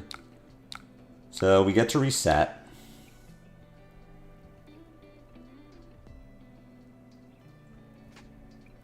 See what she can pay.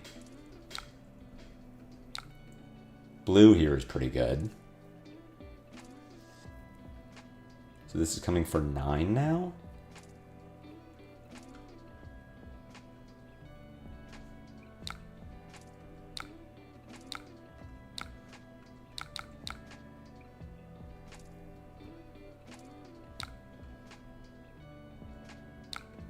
So we reset. I get to CNC the arsenal.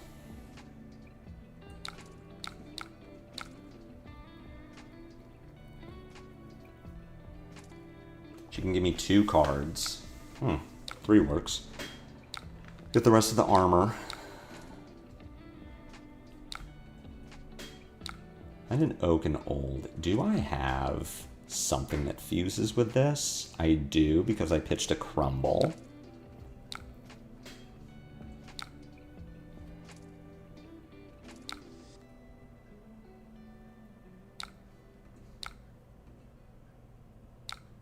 I have so much decomposed fodder, we can just do this. I don't think she has any way to give +1, but... Oh, I was supposed to ripple away that, wasn't I? Oops.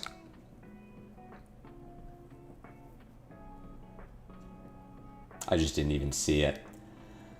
That's really bad. Yeah, I was supposed to ripple away that. I didn't see the line. I didn't recognize it in time. I'm still so not used to seeing ripple away.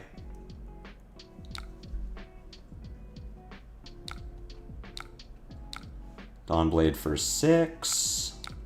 We just block 6 here.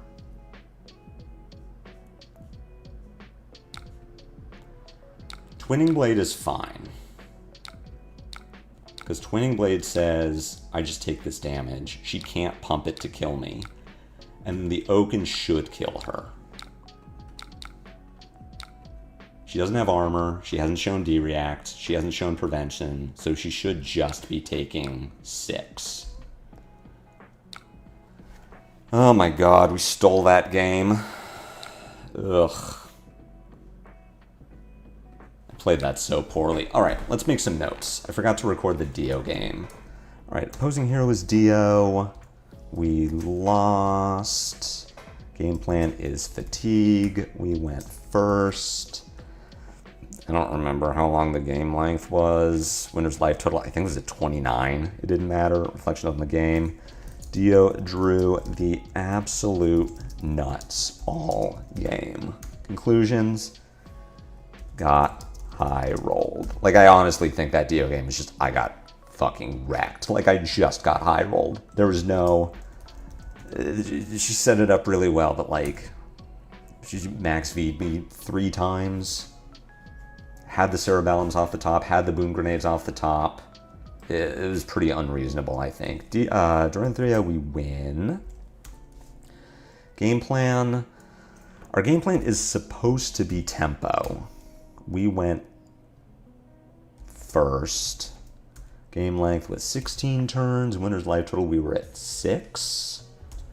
Reflections played very poorly.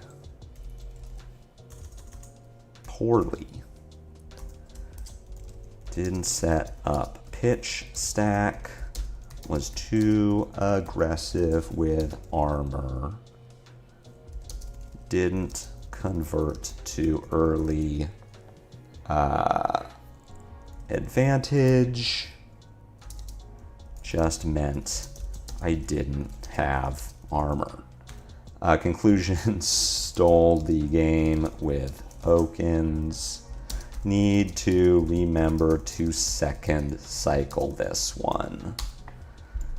Woof. The Emboldened Blade did... Oh, is that you, Mark? The Emboldened Blade did catch me off guard, like, both times. Both times I'm like, who plays this card? I mean, it worked. Like, I can't... We're not playing an Ira game. I have 20 minutes left, and it's going to be a Fatigue Ira. There's no way. We're absolutely... If I queue into it again, I'll play out the game, but... Oof. I'm already in a mood, and you want me to play against my least favorite hero of all time, Ira? I will play the Katsu game. I want to redeem myself from the last one.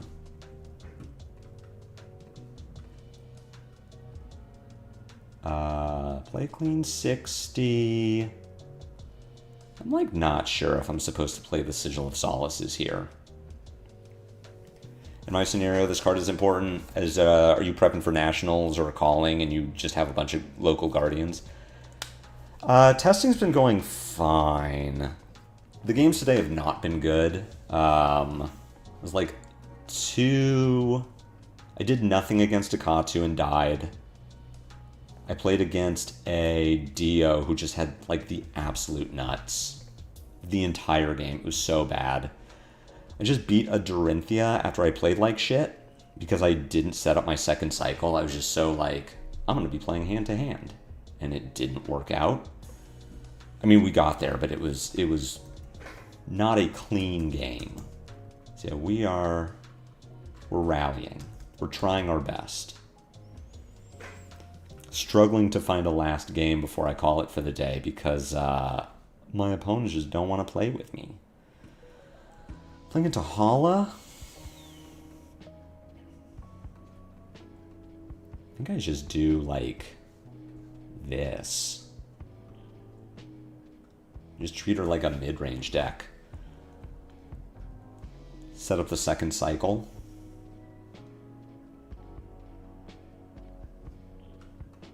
Can put in a cheeky Remembrance and play 64. Call it good. No one wants to... It's... people hate playing against Jarl. It do be like that. You presented 61 into my 64. I don't think I need to get maximum value from my plow unders. Like, I think I can just send this one to get an Earth card engrave. Oh, that's pretty good, though. I am legally allowed to keep this plow under in my deck. Yeah, it's a struggle. Played against on Tuesday or Monday. Was that me, Nicola? I don't think I was playing on... Squeeze me? I'm sorry, you put 2 defense reactions and made my Autumn's Touch worth felling of the plow? Oh, okay. That's fair. Alright. Oh, it was fine. Oh. They broke your mask on turn 1. That... I don't think that was me. I don't try to snipe the mask against Fi. Because I'm not confident that I can do it. Like, I'm pretty confident that Fi can just send a turn that, like, will hit. Alright, we're doing fatigue. We're trying to fatigue the Cindra. We can put on Bodge. I am playing Sigils. I do play... So I'm playing 62.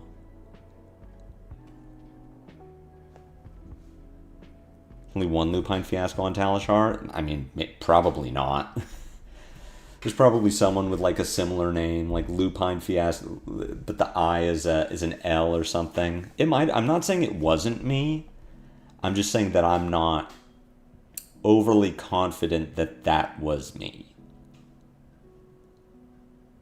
Alright, so I am attempting to fatigue the Cindra. So we go...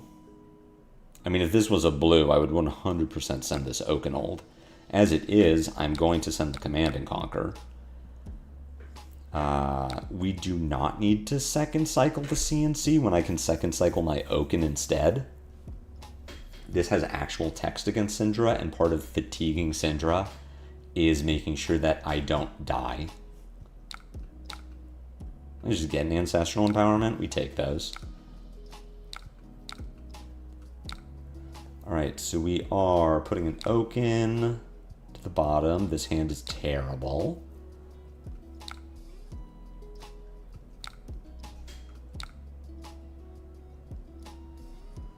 Like with Ripple, I suppose. We're going to pitch a Felling.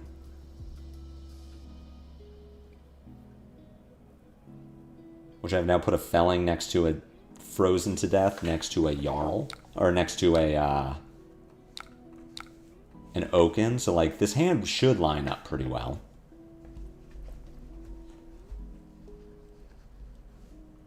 I'm pretty interested in blocking this turn.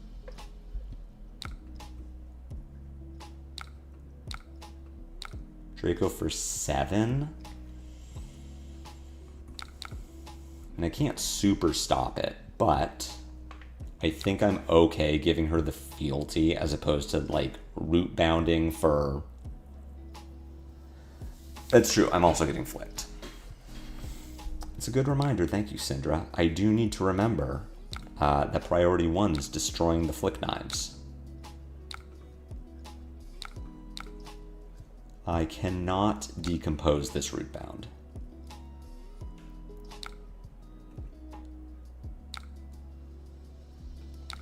As much as possible, I need to keep this imposing and probably fruits. So we don't block the ignite.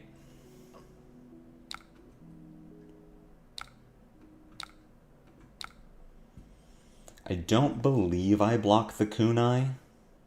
Though I could give my boots here and sort of prompt her to break the chain. Let's do that. Let's attempt this, is the plan of fatiguing the Cindra. We make her life as hard as possible before I get the flick.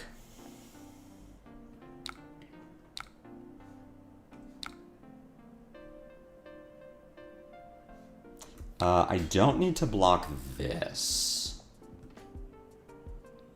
Because this is now chain link 1 for Mask of Moment. I mean, I suppose I could. I can block this. If she doesn't let this connect, then she cannot draw. If she goes to flick me, then I Omnis Ward. I'm probably not ramparting this turn. Alright, so she will not draw.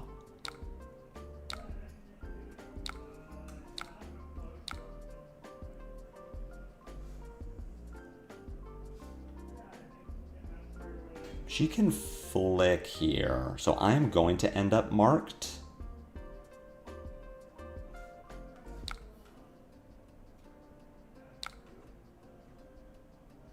Yeah, she'll flick. Okay, so I could not have stopped myself from getting marked unless I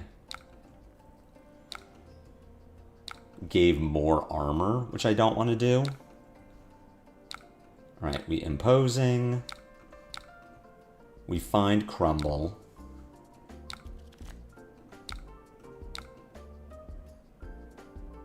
We're now looking for Mangle or Frozen to Death. These are not either of those cards, so this is terrible.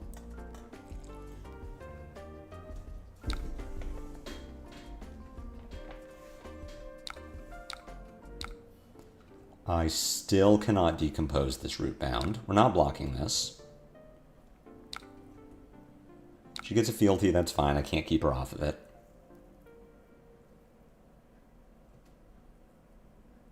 Two pair, yeah. Amazing, incredible, exactly what I want.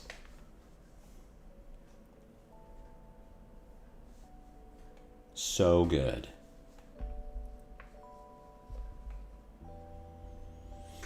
Tunic is going to fuel Rampart here on what I assume will be the dagger.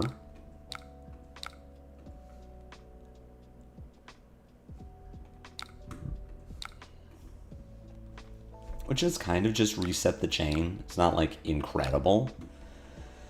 Just need to come up with your spare trousers macro.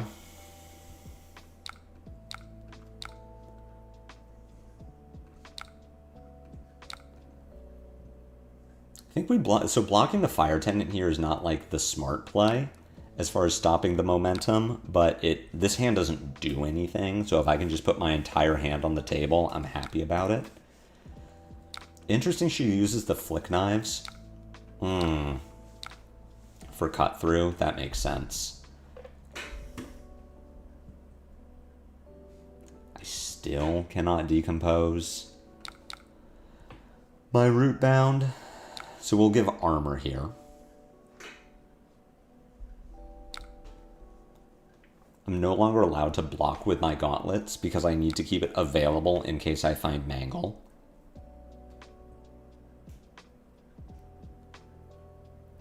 This will break the momentum chain. She cannot trigger it with the 2 cards in her hand, which means we're probably getting attacked one more time so that she can put a Draconic link on the chain, and then I'll get stuck with these 2, which is fine. I just, I Autumn's Touch for 5. It's not, like, exciting, but it's just more earth.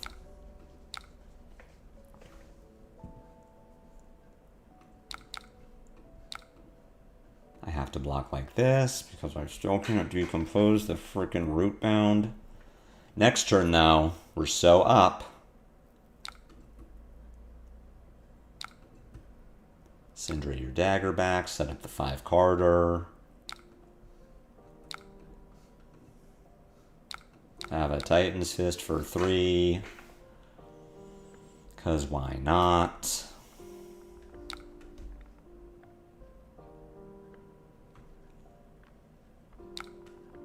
It's even dominated. Woo! Yeah, good luck blocking that, Cindra. Hey, it's a bunch of cards that don't do anything. As much as I want to be efficient with blocks, I'm not going to block this because I need to stop momentum.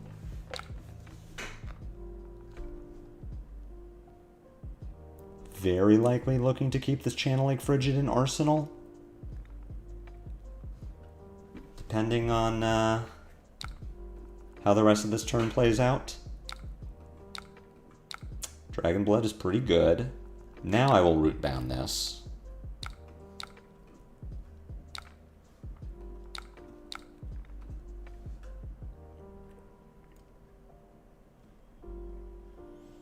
Stop the momentum chain. It keeps the rest of the turn alive. So it's, I might just need to block out this hand. That's fine. Have an Everbloom. Okay. The flick here is fine. She can't use the resource. So she keeps the momentum chain alive, but it just means I need to block the next thing. Which I will sync to do this. Let's sync Channel Lake. So that I can try to find... I just dig closer to my Frozen to Death, which is what I really need to find to make this strategy work.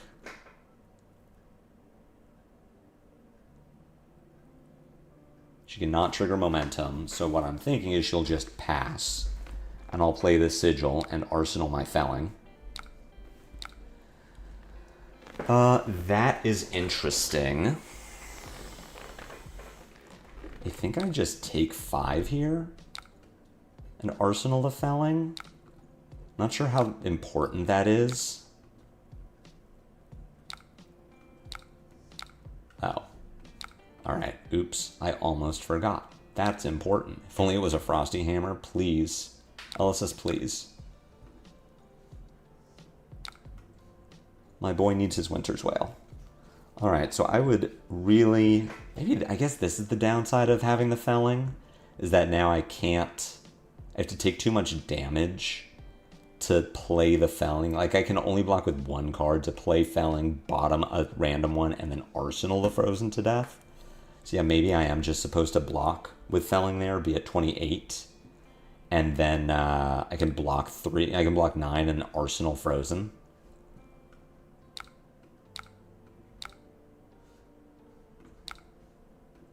As it is, we block this. This represents 4.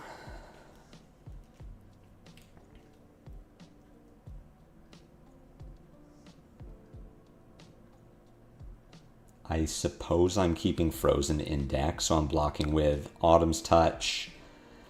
Yeah, I kind of suspected they had that. Blocking with Autumn's Touch and Plow Under.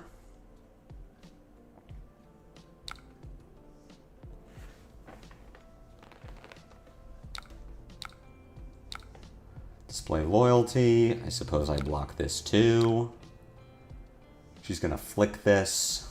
The fact that she needed a resource feels pretty bad.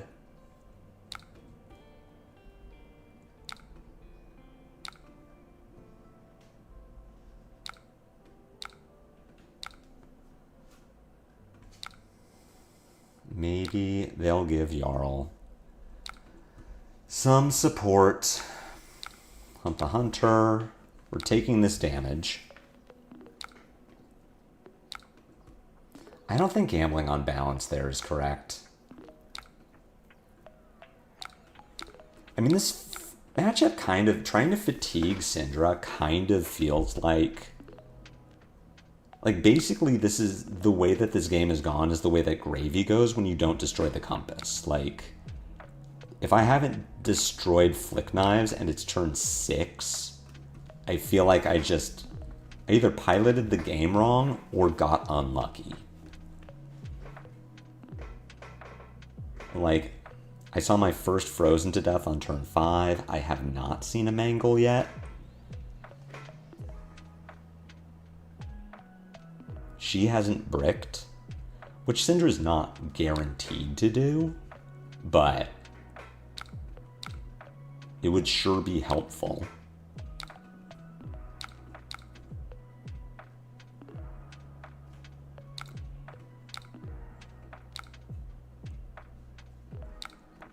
Take the 3 here.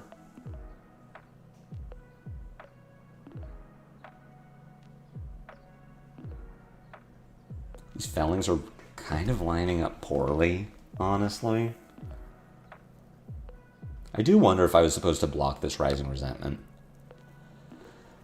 Just running Stalagmite and trying to be a mid-range deck versus something, I have tried that. I mean, that's usually what I do, is be a mid-range deck. So this is me trying something new. And so far, it's not like... It feels bad. But I also understand, I think I'm low rolling a bit. Like, I think I needed to... I think there is a world... and this is a mask trigger. Like, I think there's a world where I would have gotten... Like, I destroyed the Flick Knives early.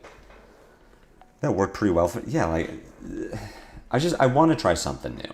I understand that this is probably not the right strategy. That it's too late now. Like, at this point, I'm fighting an uphill battle. It's turn 7, and I haven't destroyed the Flick Knives yet. Like, I think I'm just low-rolling this, but it's a strategy I wanted to try. Damien Riggins talks pretty highly about fatiguing Cindra, so it's something I wanted to give a shot. It's not working, and that's fine. It might be that I built the deck poorly. I mean, I'm not playing Fiddler's Greens, which are absolutely a card that I would want if I was going to fatigue. I think, like, not blocking with the Felling to keep it ended up being a poor decision. I could have been at 3 more health and have destroyed the Flick Knives, which makes this plan work much better.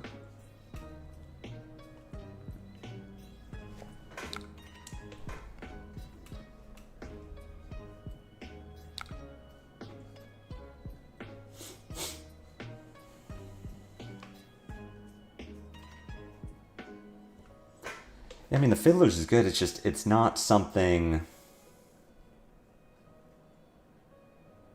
It isn't something that I put into the list. So maybe I am just built poorly to be fatiguing. And that's also a takeaway from this. The fatigue is not a good option for me because I'm not built right to do it.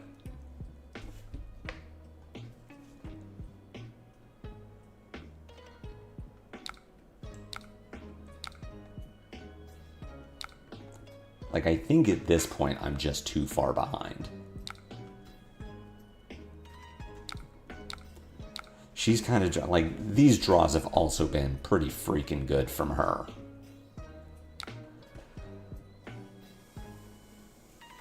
Like, here I'm probably just dead to Flick Knives. Like, I'm gonna Oak and Old. The lesson here is I'm not built to fatigue. I need to be doing something else.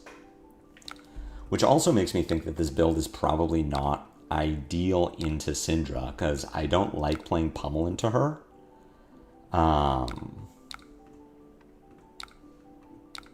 And I took Frostfang out of this list. Like, I'm kind of the worst of both worlds right now, which I talked about at the start of the stream. That's a consequence of this deck really being in two metas. Like, for me, US Nationals is over. I don't care about Victor for Pro Tour Vegas. In my mind, Victor is gone. But in trying to provide a list that helps people whose Nationals are not over, I want to try and give you something that can beat Victor. And this list will do that. But as we're learning, it's kind of not great into Cindra. Jesus, with the Ignite. Why can't I play against opponents who, like, don't have it? I'll play it out. This game feels very over. I learned a lesson. But this game feels very over.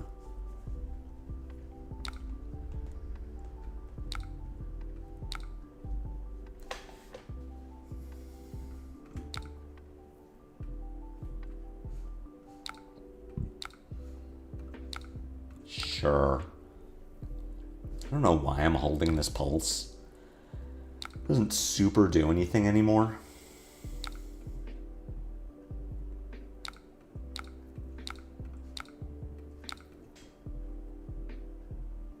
Not that I'm going to use it on a dagger.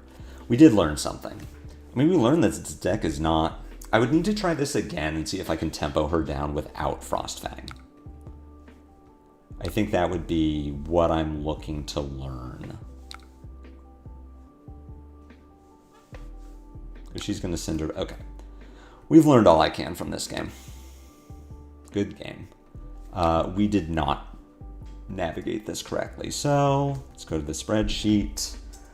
Cindra, loss. No, I should not have quit out of that game. Fatigue. We went second. Game length was 8 turns. Do a little NA. Reflections on the game. Tried to fatigue, but am not built for it. No fiddlers. Was unable to break Flick Knives early, which admittedly is also very bad. Like, I built for gravy, and if I don't destroy, if you just don't happen to draw into something that destroys the Flick Knives by 4 turn 6, you die. Like, it doesn't matter how well you pilot that game, you are going to lose it. Conclusions: don't fatigue with this current list. No Frostfang. Oh, sorry, with this current list. No fiddlers. Like, I'm not saying mid-range would have been better, because I think the quality of our draws were also not incredible. I think the pressure, they just can't use their boots for value and give an exposed slot. Just sending Disruption seems good. I have Frostfang and Boulder Drop on my list. So the thing is, Cindra is so bad without Flick Knives. Like, everything that Cindra does, her entire strategy is predicated on Flick Knives, 1, chipping you down, and 2, letting her threaten more mask draws. Without Flick Knives, you just block efficiently for the rest of the game. And she can never really threaten your life total outside of Ancestral Empowerment getting you by going over the top. Without Flick Knives, she is a very bad deck. And so that's the idea of trying to fatigue her, is if you can get the Flick early enough, she just is on rate the entire game, and that's really bad. You can disrupt her, it's just now you're kind of playing her game. Still not so much, because you are being disruptive, you're forcing her down to your level, but you're playing more on her axis of, you're going to be giving her mom draws, because you're trying to keep 2-card hands. Personally, I don't like Boulder Drop against her very much. I think it's too easy to cover because she can just block 4. There's only so many times she can do it, sure, but like Frostfang is also a play that gets 2 cards out of her, but she can't just block 4. Like, she can't just give you a 3-block and boots. I think Boulder Drop is not great in Jarl, but I see where you're coming from, and I think the mid-range plan is pretty solid. It's just if you are built for fatigue and you get the Flick Knives early enough, I think it's a pretty deterministic victory. Because you only need to 1-for-1 her. Like, you're never putting 2 cards in front of hers, like 2 cards in front of her 1 attack, so she's not staying up on deck count. You're just both walking down together, and then in the late game, your weapon is much better than her weapons. That's my take on it, but like I said, my deck is not built correctly for it. So if I was going to try to fatigue Cindra, I would need to do something different. I'm going to call it for today. This was a pretty depressing day as far as win record. I think we went 1-3. I think some of that was variance, right? The Katsu game, we just kind of didn't draw well, and they drew well enough. The Dory game, we just got absolutely high rolled. The Dorinthea game, I played poorly, but still got there in the end. And then the Cindra game, admittedly, we tried something, but it just didn't work out. So we take that loss, but that isn't like, oh, damn, my perfect Cindra strategy didn't work. Thank you all for hanging out. Again, I'm sorry that I haven't been here all this week. I'm going to try to get back to my normal Monday, Thursday, Friday schedule next week. You know, so saying that, I am streaming on Monday, 2 p.m. Pacific Standard. We're going to be playing Ashland's Phi List, which I've been testing a bit on my own and feel pretty good about it. Excited to play Phi again on the channel. The deck is feeling like it does a thing. Have a great weekend. If you're playing in a Nationals event, I think your event already started, so why are you watching me? But if you're, if your event hasn't started yet, or you finished day 1 and you're going into day 2, good luck. I hope that your event treats you well, especially if you're playing Jarl. And I will see you all on Monday. Until then, take care.